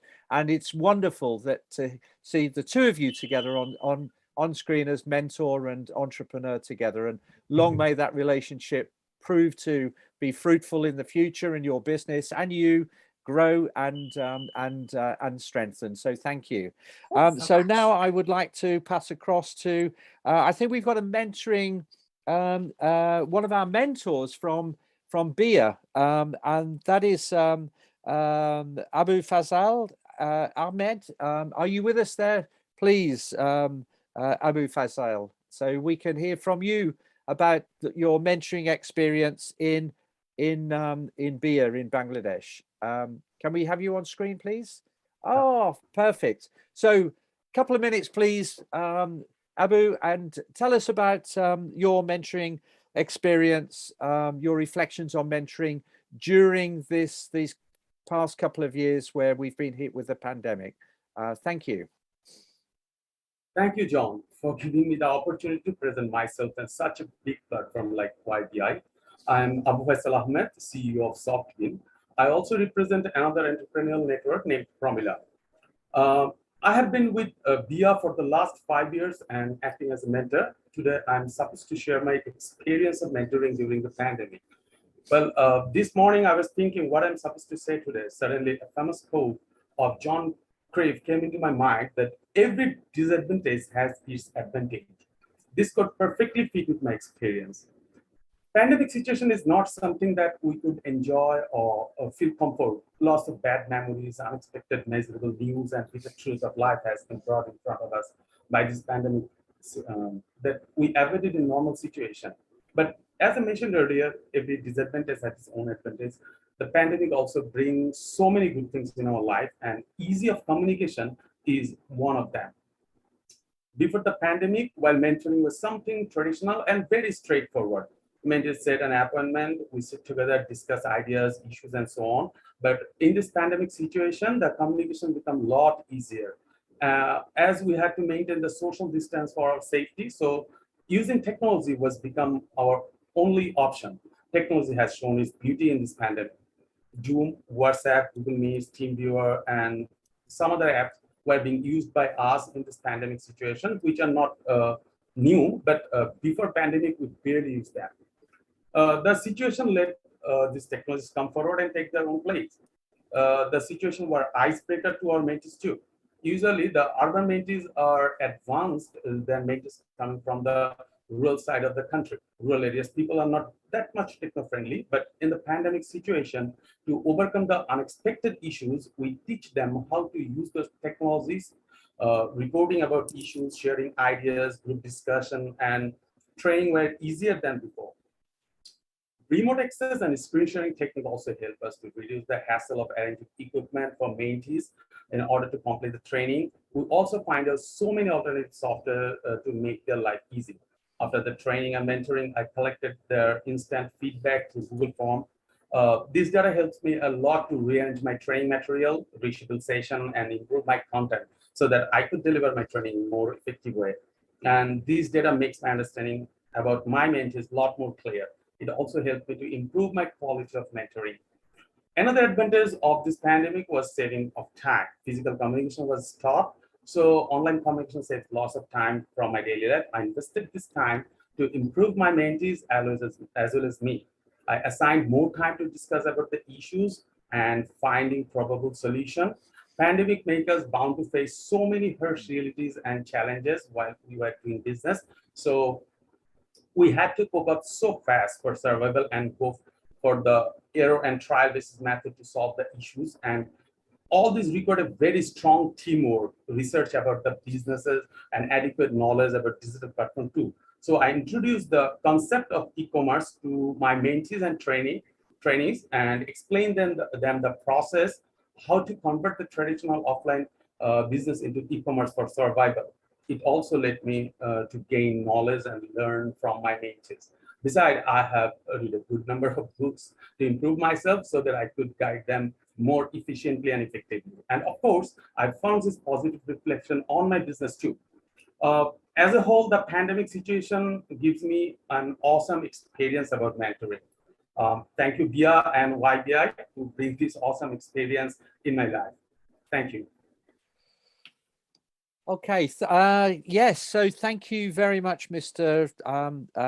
Abu Fazal. And, you know, particularly, I think, surfacing again some of the challenges that are there, but we're so pleased that you're able to support the, you know, young entrepreneurs and as we've heard from our panelists and also from your experience on the ground, that, you know, our entrepreneurs, they cannot do it. They cannot do all the things they have to do without the support of our wonderful mentors. So, so I'm now going to ask for my fellow team project colleague, Rashid, who is the program manager of BIA, I'm going to give you the difficult task here, Rashid, of summing up what we've heard this morning, together with your own experience and how it relates to Asia. So you've got a kind of broad canvas to paint on here for the next 5 minutes, and then after that we will be taking a short break. So Rashid, over to you. So can we hear from Rashid, please? Thank you, John. Thank you for the difficult task. And yeah, that's great. I was going to ask you, just sit up a little bit more so we can see your face on the screen and not the and not just the title. That's brilliant. Okay, thank you. Okay. So probably I couldn't remember the last time when a panel discussion was so engaging. Because there are so much to learn from each of the panelists, and then Dr. Dhanraj, Ashadi, and it was quite amazing learning experience. I would like to just like point out few of the things and connect with the experience of BIA, and since we have idea exchange, idea sharing session with BYST, I believe we will have some common grounds that actually represents the Asian perspectives there. So to start with, what Professor Garve started is that even before COVID, our lifestyle was largely geared towards such a way that it contributes to the carbon emissions, where we are shopping, whether we shopping, flying office, all related to increasing our carbon footprint, and that was our natural human tendency. But when the COVID hit, we had to take a step back and rethink how we are going to do things that we used to do. And as Dr. Vijay sir and Pinky ma'am said, that a broad challenge was to address the rural entrepreneurs, because there are a lot of people who are really accustomed to this kind of in-person physical mentoring, that for them the virtual mentoring was a challenge. So considering all of those, rather than like saying any kind of broad things, I would like to pinpoint 3 or 4 points that I believe And as per my experience, as per our mentors' experience, is like a make or break things for mentoring via those virtual platforms, be it WhatsApp, be it Zoom, whatever platforms we take. Like first of all, is that the technophobia, and there are preset assumptions that okay, this technology is not going to work. The mentoring has to be in person. It won't work. This is one extreme position that we take sometimes. Another thing is when we go for the virtual mentoring, another thing is that we take the technical perspective and we completely forgot the human component, that okay, this mentor and mentee both of are human beings. So this is not something that entirely technical. There are a lot of human components there. What we forget sometimes doing is that we cannot adjust to the established norms. That's one thing, because things have changed. We are in the new world, as Vidya sir said, because during COVID, I guess the mentor's role has evolved more of a leader. And when I was watching a TED talks that leaders should know the game they are in. It's a one by Simon Sinek. We all should see that. Yeah, this is a new game, and we should adjust our style of mentoring, our style of being a mentee. That these adjustments are very important. And another thing that I really want to point out is that we should be authentic. Like let's say there is a virtual mentor mentoring session going. There could be my child crying in another room, and I am pretty comfortable. I am not listening to what my mentor is saying. So there should be we should be vulnerable enough to be open to our mentors that okay, sir or ma'am, my child is crying, can I take a break? So these kind of human components never should be missed out of mentor-mentee relationship. And last but not the least, this is very important that we should show enough care, compassion, and empathy to each of those mentor and mentees, because this is a very hard test of our listening skills. You all have to acknowledge the fact that this is very important that we improve our listening skills, because we are not just to hear. We are here to just listen to what kind of concern my mentee is sharing. So these kind of if we set up these kind of ground rules, if we are open, if we are just as we are, the virtual mentoring will be successful. And I don't know what will be the new normal. The definition is changing every day, but it's important that we are vulnerable, and we are possibly vulnerable to everyone. We open up. Thanks, John. That's from my end. Excellent. Thanks, Rashid. And some wonderful messages there. I think let me just let me just get in the center. You mentioned about listening, and it reminds me of one of the wonderful inspiring tips that my mother gave me. I think she was my mentor earlier on, actually. She said, John, she said, you like to talk. I said, yeah, I do. She said, you're a mentor. You should listen more. I said, right, Mom, that's a good piece of advice. She said, you've got 2 ears and 1 mouth. Use them in that proportion. And so I said, thanks, Mom, for the tip. I'll take it to my mentoring. So as we take a break, we've had Nina from Chennai posted something really interesting, actually. Gave her 3 tips for working with helping young people, young entrepreneurs. She calls it the 3 Gs. And you can do this whether you're virtual or whether you're face-to-face. The first one is the first G is for grow. And that's the role to nurture your entrepreneur. The second one is G for glow, and that is giving young people the opportunities to shine. And the third one was the G for go, and that is to know when the right time is to let them go into the world themselves, let them fly and be their own people. And so thank you for that from Nina from Chennai. I think they're 3 wonderful tips that we can all subscribe to that. So now we're going to take a break for 5 minutes, give people an opportunity to grab something to grab some refreshment and to take a natural break, which is what I will do in a moment. But before that, I think we've just got a little bit of soothing music to come on, and I thought I might just do a little bit of kind of yoga from the office chair. So so Tantra, do we have some soothing music to accompany us here? So here we go. Little bit of relaxation.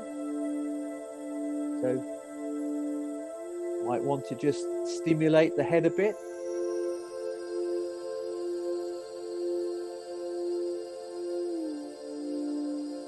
Maybe just tug at the ears. Maybe the eyes. Just give them a little pinch there. A little pinch. Maybe just find that little dent that's there and give it a nice pressure point. Nice pressure point. Revigorate the cheeks. How about the mouth?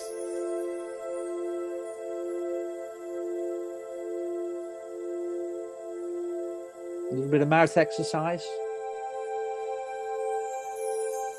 Maybe just look to the left. Oh, stretch that neck a bit. Oh.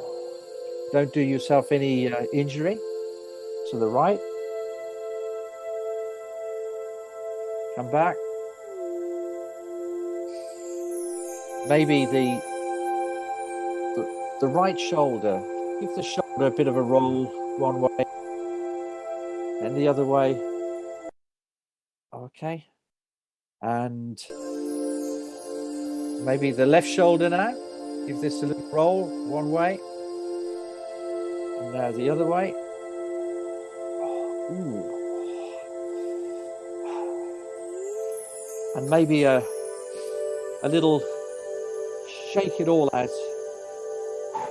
Shake it all out a bit. Okay, excellent. So we'll start again in just a couple of minutes, and I am going to switch my camera off just while I take a quick natural break and fill up with some water. So see you in a couple of minutes. Thank you.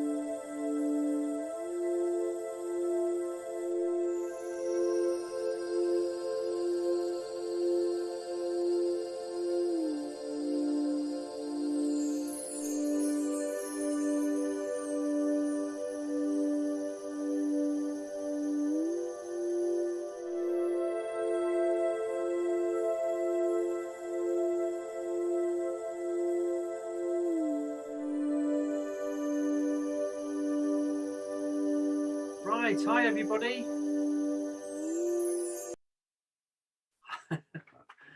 Okay, so hopefully you've had a little bit of chance to relax a bit and just stretch, and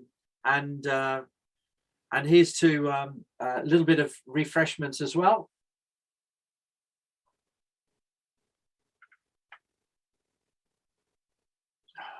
I know cricket is an obsession in South Asia.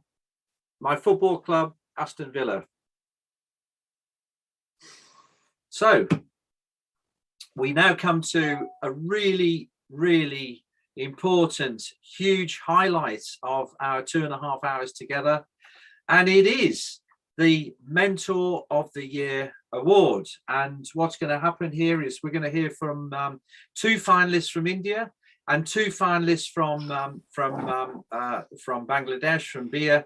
And then we're going to announce the winners. And those 2 winners will go forward to the Global Mentor of the Year award. And as Anita said earlier, that's going to be held in January the 17th of the Global International Day of Mentoring. And we'll make sure you have the information for that in advance. And so the first mentor, and I would say actually that as we get into the Mentor of the Year, for me, I mean, how can you select 2 people? You know, everybody that's here today, everybody that's of our 5,000 community around the world, everybody working as a volunteer mentor, I think that you should all congratulate yourselves. I'm still involved as a mentor. I think it's really important that we, you know, that we're all winners in a sense of the fact that we get the opportunity to be mentors working with young people. And I can say that, you know, one of the things that I really get from my work is, you know, to feel alive. You know, I get inspired by my work as a mentor, and it's not just what I give, but it's also what I get back in return as well. So I have this huge gratitude that I get in my life. I get the opportunity to be a mentor. So now let's hear from our wonderful finalists. And the first person that I want to showcase here is Radhika Maneshki, but certainly Radhika. Is that correct, Radhika? I hope so. And we're going to hear from you. And you know, you've been, I mean, in particular, you've been instrumental in highlighting women in business in India, which is really, really important. And also during the pandemic, you know, you were at the forefront of reaching out to the rural enterprises, and in particular helping young people with digitalization of their business as well. So Radhika, you are our first person, but we're going to hear in order here. We're going to hear first of all, you're our nominee, but before we hear from you, I'd like to hear from a couple of your entrepreneurs that are there. I'd like to hear from Rahamen and Nilima, and I think that we might also have Kumara on screen as well. And so, so first of all, can we hear just briefly from Rahamen, what, as the entrepreneur, why do you think Radhika would be a worthy winner of the Mentor of the Year in India? Let's hear from you.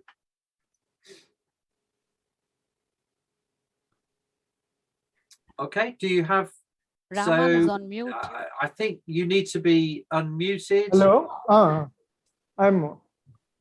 Hello. Yeah. Yes. Oh my goodness. Hello everyone. I'm Rahman. For Radhika madam, my understanding is she's a perfect combination of total entrepreneurial package. Okay, so from counseling, the expertise what we are as an entrepreneur aspirant, so madam is listening us first properly. what is my expertise. I'm a garment designer, computerized embroidery operator to designer. Then I am a good entrepreneur. Last, I resigned my job as an executive director. Okay. So, madam, listening me from start to what you are going to do as an entrepreneur. So, madam, the installed capacity of my production unit to diversify some capacity to R&D from new orders to develop a new market. So I am always keep some space in my manufacturing unit, always free, okay, to do samples, look for new orders. So madam guide us to be in digital market like Google AdWords, India Mart, Just Dial. So these are the tools, even Facebook. I have a Facebook page in my company name, Cotton Hill Exports. So madam is good enough to guide us in each and every area of my business. So before COVID, the news are coming. China is lockdowning, other. So we are preparing. So I started the COVID related products in January. Okay. So it is helped me to open in business, my business during COVID-19 lockdown period. The lockdown period is well planned. We are started in January also, in January, early January. So lockdown is an opportunity to grow my business previous year to 1.5 times more. Here is the threat to shut down your business in lockdown. So we converted this journey to a profitable business. Okay. So in my mentor, Radhika Madam, circle is very big. So she helped me, my product to promote. So there is a BYST, big entrepreneurs, high flyers is there. I do lot of R&D in YouTube, how to make antimicrobial coated face masks. So I started sampling, it's look good, perfect fit, and plus what I call hygiene product. So I started searching for good material like antimicrobial coated fabric. So I get that and I make samples for the market. I do freely given for police to support my business, support my workers, not to beat them. So this is a very wonderful journey experience to how to survive an pandemic. Thank you. Okay, Rahman, thank you very much indeed for your the opportunity really to say to publicly what it means to have the mentoring relationship there with Radhika. And now could I ask Dr. just for a couple of minutes, Dr. Nilima, can you please tell us about what it means to have a mentor like Radhika in your life? So just 2 minutes, please, over to you. Yes. Thank you, John, for giving me this wonderful opportunity. Thank you, YBI. I'm Dr. Nilima from India. My firm name is Coco Time, where we make tender coconut-based pulp shakes and mocktails, which are preservative-free and dairy-free. So we hold a national record for being the pioneer brand in making tender coconut-based drinks. So ever since I have met Radhika ma'am, she has been like a positive energy of inspiration to me. She always motivated us to keep the work environment in a positive way, and also emphasize the importance of making the employees to be also motivated and holding them during the tough times. This has helped me a lot because when the pandemic, the times are quite uncertain that no one had predicted before.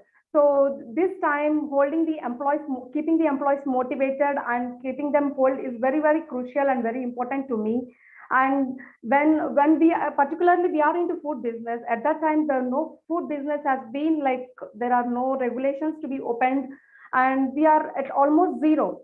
Then we got an idea of a couple of ideas, and when we went to ma'am and discussed about the strategies, she helped me mainly in engaging the workers and to keep hold with us. So for male employees, we started making UV disinfection sterilization boxes, which was the need of the hour at that time. And also for the female employees, we started making handmade chocolates. So this has helped us a lot, quite during our survival of this tough time. This pandemic has brought to a situation that when the world is put forward to 10x times the 10 years ahead in a tape record in a recorder or so, we are motivated to move towards like 10 years ahead. So we need to embrace the changes, and our people who are working are really very ground people, so that they cannot understand the technological logic. So that time Radhika ma'am has helped us to use the simplest tools that even any small employee can use, like WhatsApp tool, Google spreadsheets, where the internal communication has become better, even with the employees. So this has helped me a lot. Thank you for giving me this opportunity. Thank you. Thank you very much, Dr. Nilima. And once again, just to be able to play back some of the some of the ways in which Radhika has helped you as an entrepreneur. And I certainly agree, using tools at your disposal, that simple tools that can cement and keep the relationship, keep that relationship burning bright. That's important. And so finally, we are going to hear from Dr. Vijaya. Dr. Vijaya, if you're there. And again, just a short couple of minutes max of your of what you'd like to say to Radhika as the finalist for Mentoring of the Year. So what would you like to say? Yeah. So it's a pleasure to be being here. I'm Dr. Vijaya Kumari, Director presently of J-Hub, JNTUH Innovation Hub. At the outset, I would like to congratulate BYST for their efforts in working at the bottom of the pyramid with especially efforts like from Dr. Radhika Meenakshi. Dr. Radhika also happens to be a key mentor at J-Hub since its inception. To mention a few, because of the paucity of time, to mention a few of the contributions that she had made to J-Hub. She was on the board of the program design of a flagship program called Excite, which is a 6-week workshop on product building, where students from across the state, nearly 35 teams across the state, come to J-Hub to build prototypes of their innovative ideas. She also curates a 10-day bootcamp on entrepreneurship, where young students get motivated towards entrepreneurship, especially the budding engineers.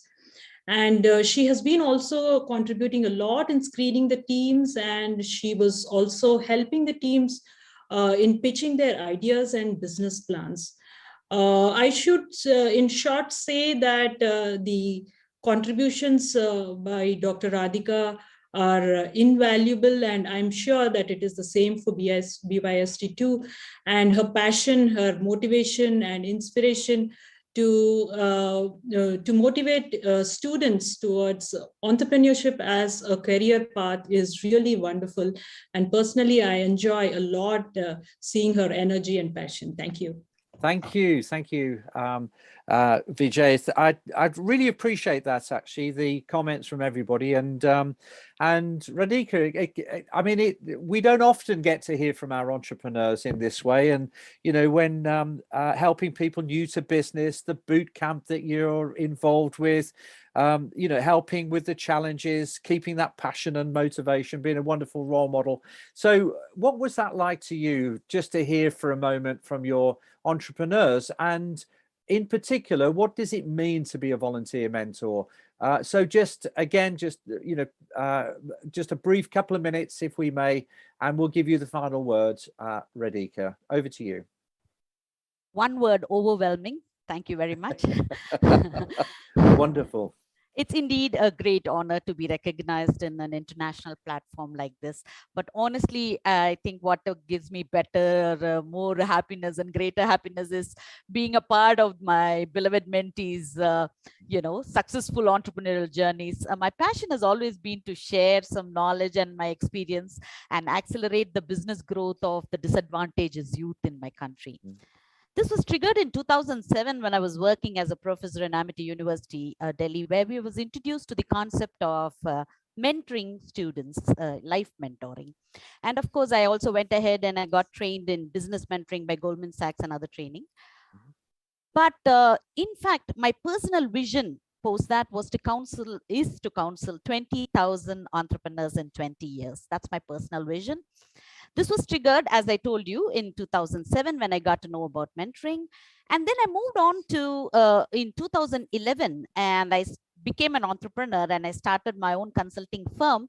And my consulting firm, All Consulting Services, and I also joined as a director of CED, ALEAP, which is a Women Entrepreneurial Association, very big here in Hyderabad. And it was there I came in touch with BYST, and I was very impressed by the systematic mentoring proven system that they have. It resonated very well with my vision of 20,000 in 20 years. And I wanted to help, especially the MSMEs in the bottom of the pyramid. It augured well that I was a professor and I had, a good grasp of youth mindset. But BYST honed my mentoring skills by giving me real-time MSME mentors like Rehman and Neelima. I still remember Rehman when I met him for the counseling first session. Really impressed by his eagerness and his enthusiasm and his tech savviness. And of course, he's also took my advice of, finance discipline to his heart. He followed it to the dot that the bankers gave him a 5-star rating. And not only that, increased his working capital fourfold. And to boot, his growth was so good, he was awarded the best entrepreneur of Hyderabad, young entrepreneur. Wow. So so my business, my mentoring engagements with BYST also increased my knowledge, my shared learning with other mentors of BYST. All this put into good use was in my work, in my entrepreneurship firm, the consulting firm that I have. And I'm very proud to be associated with startup of my country's growth in youth. So I'm involved with Startup India, Startup Telangana, my state, and EDII Startup Tamil Nadu. And of course, I'm also more involved in the Ministry of Agriculture and Ministry of Education. So in my country. So thank you very much, BYST and YBI, for such a priceless recognition. Thank you. And thank you to you, Radhika. And it's such a pleasure actually I'll move central. It's such a pleasure to have you with us today. And I've just been looking at all the comments coming through in the chat box. You might want to have a look at that as well. So because it's really important that, as volunteers, we don't get paid to do this. And so one of the things that we can enjoy, of course, is recognition. And I know you're a very humble person, and you like your achievements to come from the people that you're helping, and I appreciate that. So now we're going to hear from move to our second nominee from India, which is Mr. Subhash. And Mr. Subhash, who's been supporting BYST for 25 years. He has a background in he is an entrepreneur, but also a background in entrepreneurship, and he's been helping to create the entrepreneurial ecosystem particularly in Western India. And also during COVID, his intervention and timely support has helped many of his mentees.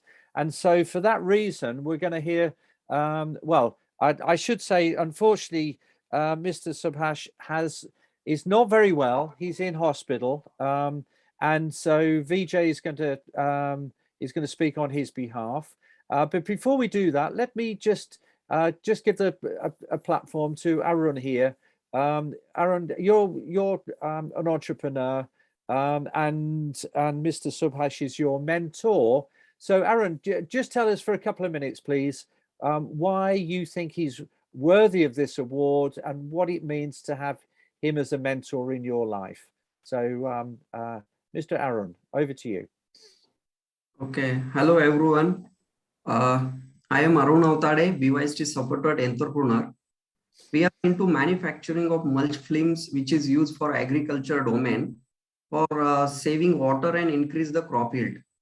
I am winner of the YBA Social Entrepreneur of the Year 2015 and also winner of the JRD Tata Award Social Entrepreneur of the Year in 2016. I'm very thankful to BYST and providing such an amazing person, Mr. Subhash Sejwal, as of my mentor. I am having around 8 years mentoring relations with him.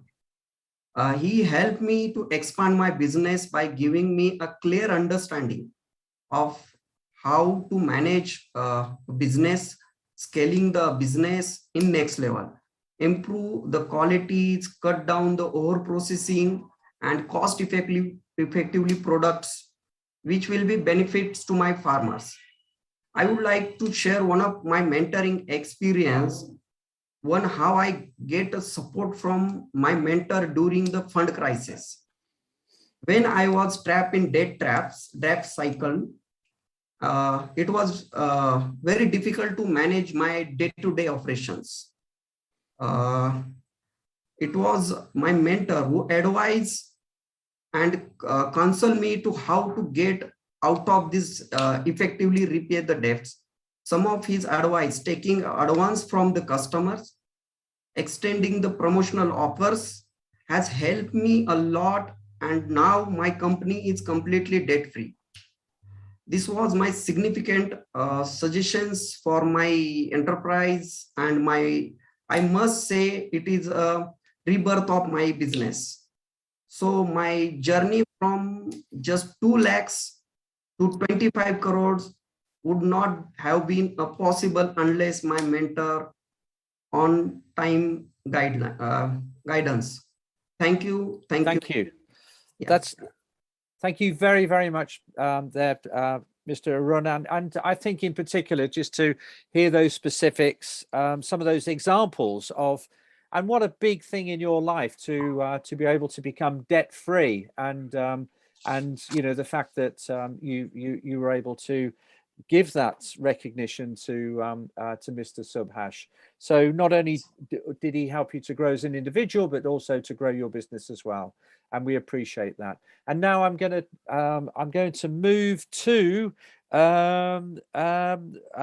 Swapnil. So I hope I've pronounced that right. So I'm just going to give you again just 2 minutes max, not a long time, to tell us about Mr.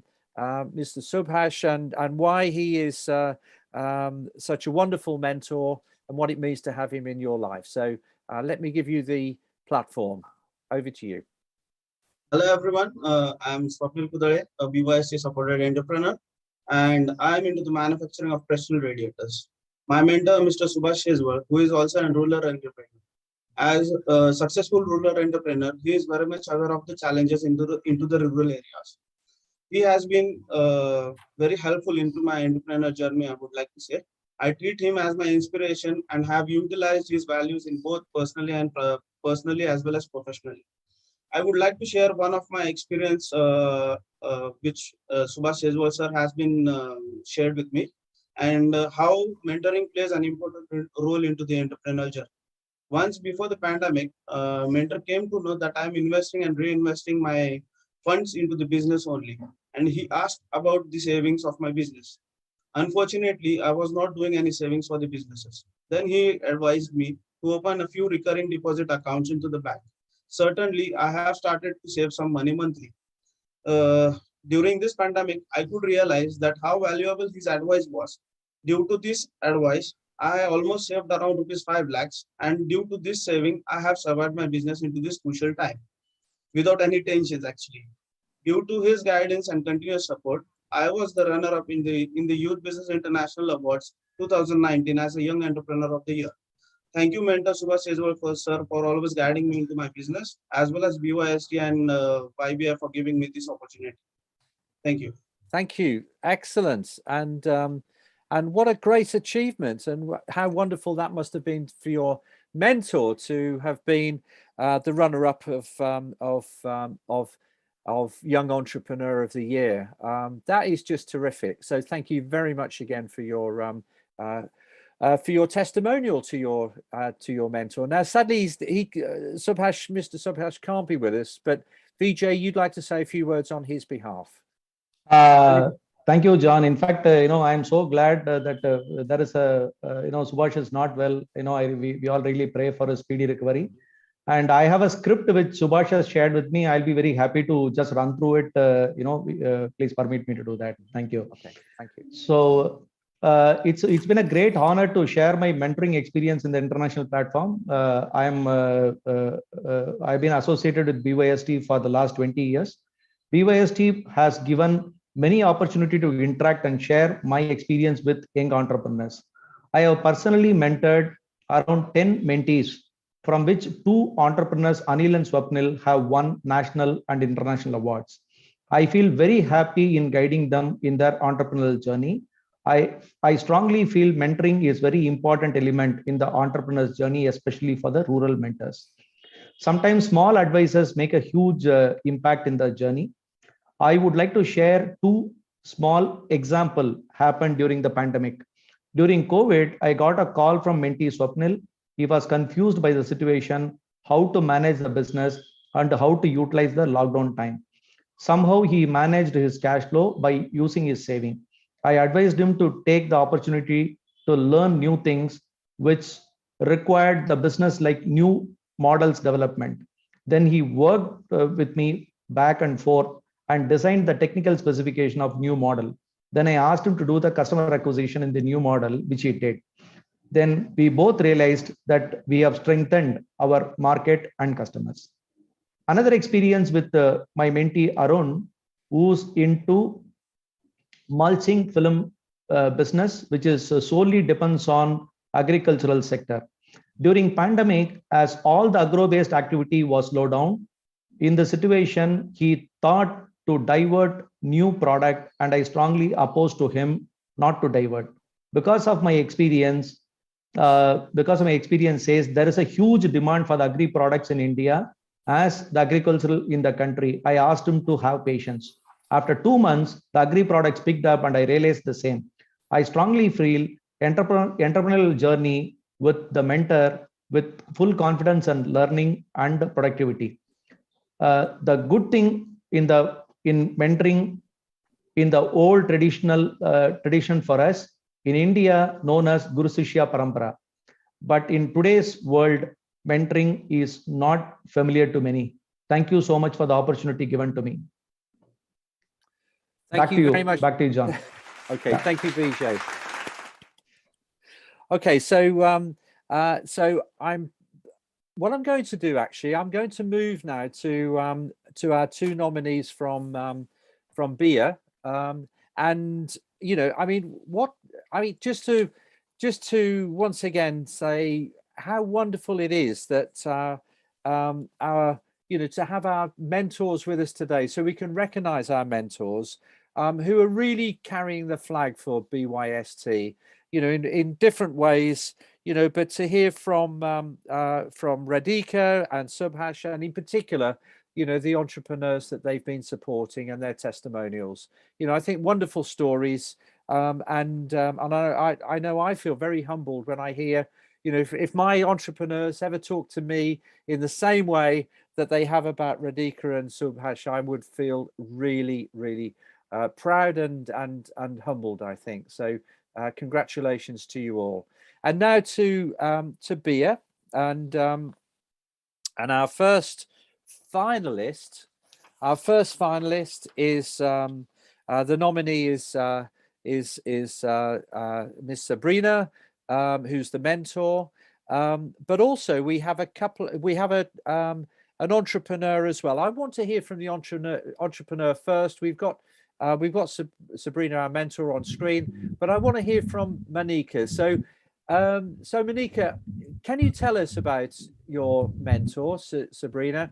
of why she's worthy of finalist for Mentor of the Year and what it means to have her in your life. So I'm going to give the floor to you, Monica, for a couple of minutes. Thanks, John. Hello, everyone. Good afternoon. I am Monica Mondo. As an entrepreneur, my business type is completely online based, which I have started from the help of Facebook page named Lyric Handicrafts. I have a master's degree in English literature and an MBA degree in human resource management. My designed Baby Ready Shari was the first product to introduce my business. Later on, various types of baby dresses, homemade sweets, ghee, oil are introduced in my page.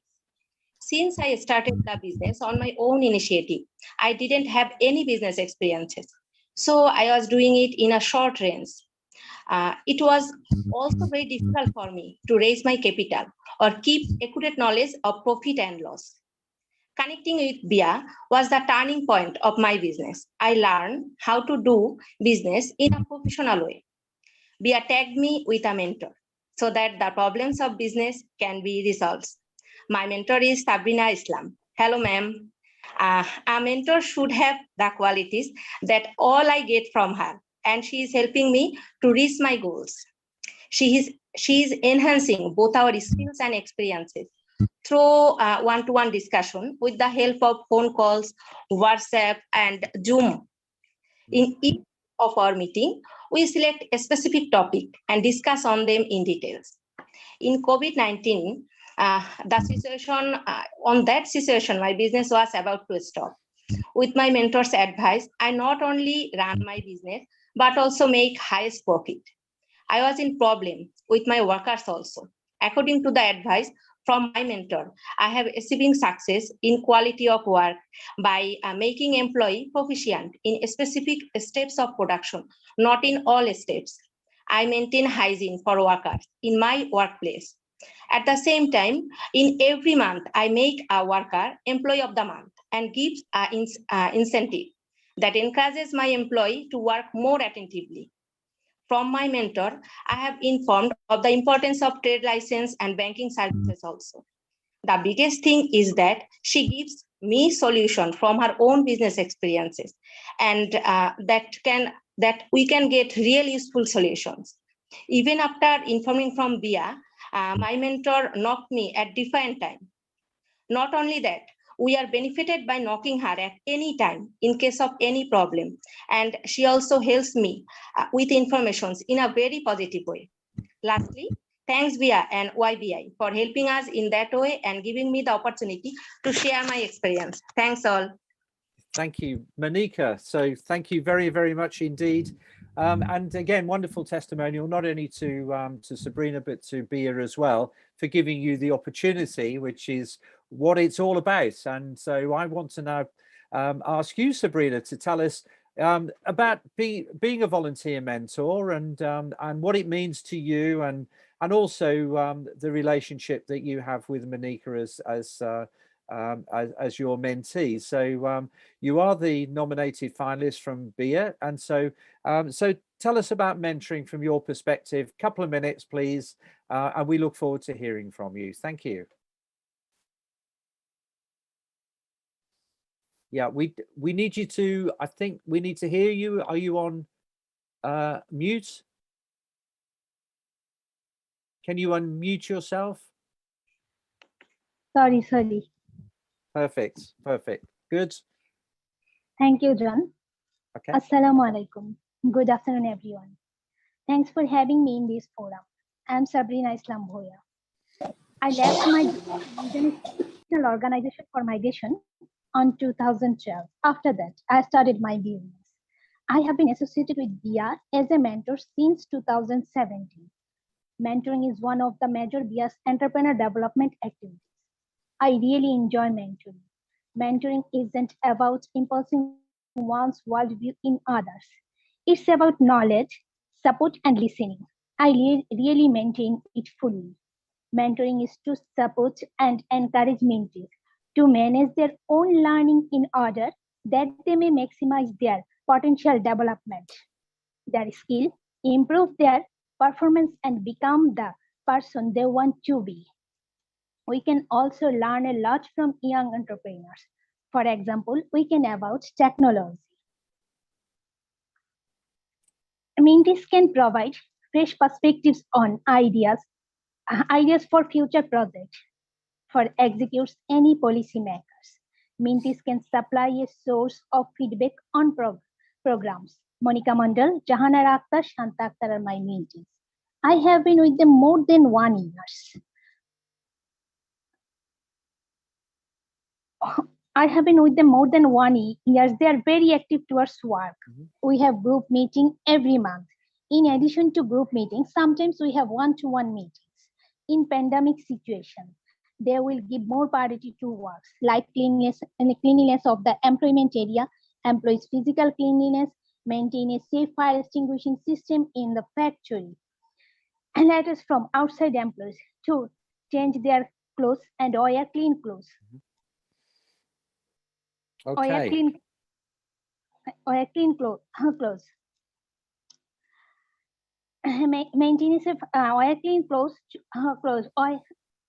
and wash their hands, etc. I develop my strong leadership skill, gain new perspectives, and the lessons I teach can also serve as reminders to me to follow my own good advice. Finally, many thanks to YBI and BIA. Thank you, Sabrina. Yeah. So, okay. It's wonderful to hear from you. I really like what I like there. Actually, one of the things I like was the thing about helping the entrepreneur to be the person that they really want to be, and it's not just about your knowledge and passing on that knowledge, but the importance of listening skills and encouragement as well. So Sabrina, thank you so much for spreading the message and what it means to be a volunteer and how your experience can help others as well. And I hope that Monica, it continues to that the relationship flourishes and continues to help you as an individual and help your business as well. So good luck to you. So now we're going to turn to our final nominee, and this is Sujit. So I think we'll have Sujit on the screen, and Fatima, who is your entrepreneur. So Fatima, first of all, let's hear from you about Mr. Sujit. Tell us why, what it means to have him in your life as a mentor, and maybe an example or two of from the mentoring relationship. So Fatima, over to you. Thank you, and good afternoon to everyone. Hello, Sujit Dada. My name is Fatima Lima. I'm an entrepreneur. I have got a master's degree in literature. Currently, I am the CEO of YES Technology and Engineering. YES Technology and Engineering provides total building finishing solution, including waste management system, fire safety and security, spiral conveyor, welding fabrication, and all kinds of painting solutions. My business was running as usual, but still I feel there are still room for improvements in different areas, including my personal skills. On top of it, when COVID-19 pandemic struck, it became more challenging. I was losing confidence and having trouble with big decision making, strategy development, and I also need some additional skills on communication, networking. At that very moment, Dia introduced me to my mentor Sujit Das. I called him Dada, that means brother. Before meeting him, I had no idea about mentor and didn't even know about the need for it. After tagging with Sujit Dada, I found him to be a very down-to-earth and easygoing person. He makes everyone very comfortable around him by his soft nature. So I was very convinced and shared all my business-related problems with him. He listened to all my problems very carefully and started giving me organic solutions. We had a regular one-to-one face-to-face sessions, but when we had a nationwide lockdown in Bangladesh, Sujit Dada communicated with me through Zoom, WhatsApp, Messenger, and phone calls. Since I have to deal with clients of reputed companies in Bangladesh, I have to be very specific about the USP of my business and be spontaneous in giving presentations. Sujit Dada has helped me out in these areas in developing my business knowledge regarding marketing strategy, communications, and presentation skills, as well as networking. I am now much more organized and confident in talking to my clients. Also, we're seeing that interprocess of office documentation and office management becomes easier, which is very important to me. These are some of the notable areas that I have to mention about Sujit Dada. Overall, it was his unconditional support that pushed me towards my goal. Thanks all, and I sincerely thank BI and YBI for tagging me with my mentor Sujit Dada.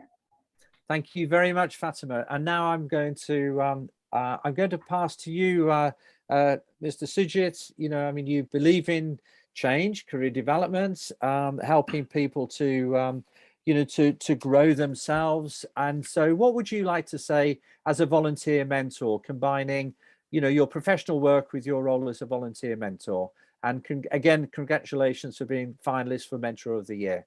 So Mr. Sujit, over to you. Thank you.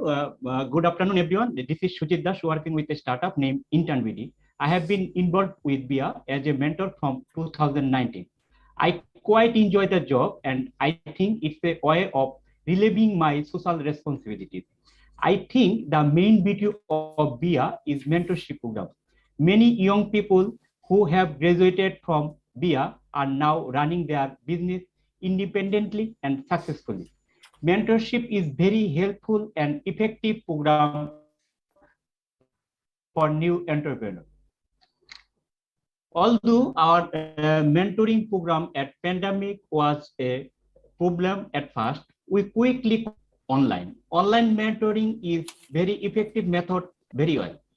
We doing this using Zoom, Google Meet, WhatsApp, Messenger, phone calls here. Now we are in both ways. In return for this volunteer work, I am consistently learning new things for this activity, and in this thing, I am grateful to BIA and YBI family. Thank you. Thank you, Sujit. Thank you very much indeed.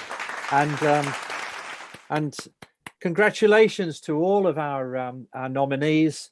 And now we come to the really, really, really important part of the event here, and that is the to announce our winners. And so, first of all, it's very hard actually to separate and decide on who the winner should be. And all I would say is that whoever receives the award here is really carrying the flag for both BYST and BIA to the International Mentoring Days. So you are simply a representative.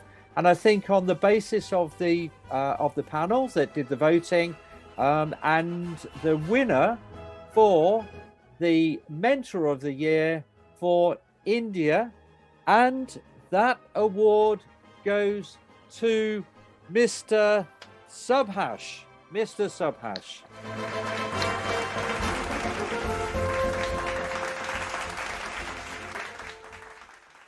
So Vijay, would you like just to say a word or two from Mr. Subhash? And of course, Radhika is such a popular person, and how can you separate them? But we have to give the award somewhere. So what would you say on behalf of Mr. Subhash? No, I know personally, Dr. Radhika so much. She's been so dynamic, and I'm representing Subhash, and I feel so humbled to be here, and I'm so excited the kind of work what he has done for last 20 years in developing people. And it has been a great privilege and honor to be here on behalf of Subhash. And I'm so glad that Subhash would be representing on behalf of all the mentors when he is going for the international representation. And I'm terribly excited to be here. I'm so humbled and honored to be here. Thank you, John. Thank you so much. Thank you, Vijay. Yeah. I really appreciate that. And also huge congratulations to Radhika as well. And all of you, all of us give you a huge recognition for the work that you do. Yeah. So thank you. Okay, and now we move to the final, the Mentor of the Year for BIA in Bangladesh. And the award goes to Sabrina from India. So, Sabrina, obviously, huge congratulations, and congratulations to Sujit as well. You're both wonderful ambassadors and representatives. Sabrina, you will go to the Global Mentor of the Year in January, representing BIA and all the mentors in Bangladesh. What would you like to say? So, congratulations. Yeah, just unmute yourself. Yeah, that's it. Thank you. I don't know what I to say. I sincerely thanks for choosing me. It's a great opportunity for us. Now I'm last 2 weeks I am sick and I am hospitalized, and I don't believe this. I achieved this award. I really thanks to all. Well, thank you so much, Sabrina, and we wish you a very, very speedy recovery. It is not easy at the moment for so many people around the world, and so thank you for being here today. And of course, Mr. Subhash as well. We wish him a speedy recovery. Your health is so important, and so we send all of our wishes and good recovery to you both. So now we have completed our 2.5 hours, and so we come together to really complete and to do the wrap up of our International Mentoring Day, and I think really the whole theme of today, which has been around what's happened in COVID, keeping mentoring continuing, and virtual mentoring. It's not that it's difficult, as we heard from our experts. It's just different. We also heard that some things will never go back to the way they were, and that we will carry with us some of the good things from virtual mentoring. But I must admit, I am looking forward to being back again in the face-to-face world, so I can be out of the office and I can be with people as well. I do want to say, those of you that answered the question, what has India, Bangladesh and England, what did they have in common from the T20 Cricket World Cup? And what we all have in common, we were all beaten by New Zealand. So if you got that question right, well done to you. And maybe when I see you one day, we can have a conversation about cricket. So it just reminds, it really now is just to say some thank yous. And I would like to say thank you to Satya and Mohanish in particular in BYST. Lots of people behind you as well. But I'd like to thank the two of you. I'd like to thank Rashid and Sitcha in BIA. I'd like to thank from YBI, from Joe and Diane and Federica. I'd like to thank our all of our panelists that gave their time freely today. So Professor Bob Garvey and Boris and Bracha, Vijay and from BYST, and Dr. Pinky Shah as well. So thank you very much, Dr. Shah from BIA, to all of our mentors and mentees, to our Mentor of the Year finalists, of course, to our winners, and finally, to you. And I would say, do you know what? There was a point today when we had 520 people online. So huge congratulations. That's a wonderful audience. You know, very proud moments, I think, to have this International Mentoring Day, and for us all to be together, albeit virtually. I'm going to leave you now with just a thought about mentoring. It's how I used to finish my sessions when I was delivering mentor training around the world. And the quote that I would always finish with is a quote taken from Lao Tzu, the Chinese philosopher, and I've just changed it a little bit. And so the so what I always used to say to finish was, when the best mentor's work is done, the mentee will say, "I did it myself." And so I just leave you with that thought. There's an opportunity to take a photograph, and so if you have a chance, if you want to get a picture of International Mentoring Days, then I'm certainly going to do that. I'm going to give you a big wave now, and I'm going to say thank you all so much for being part of International Mentoring Days in Asia. You have been wonderful, and I wish you well as mentors and helping your entrepreneurs as well. So until we meet again, thank you, Asia, BYST, and BIA. Thank you, everybody. Thanks a lot. Thank you, John. Thank you all. Thank you, everyone. Thank you, John. Thank you.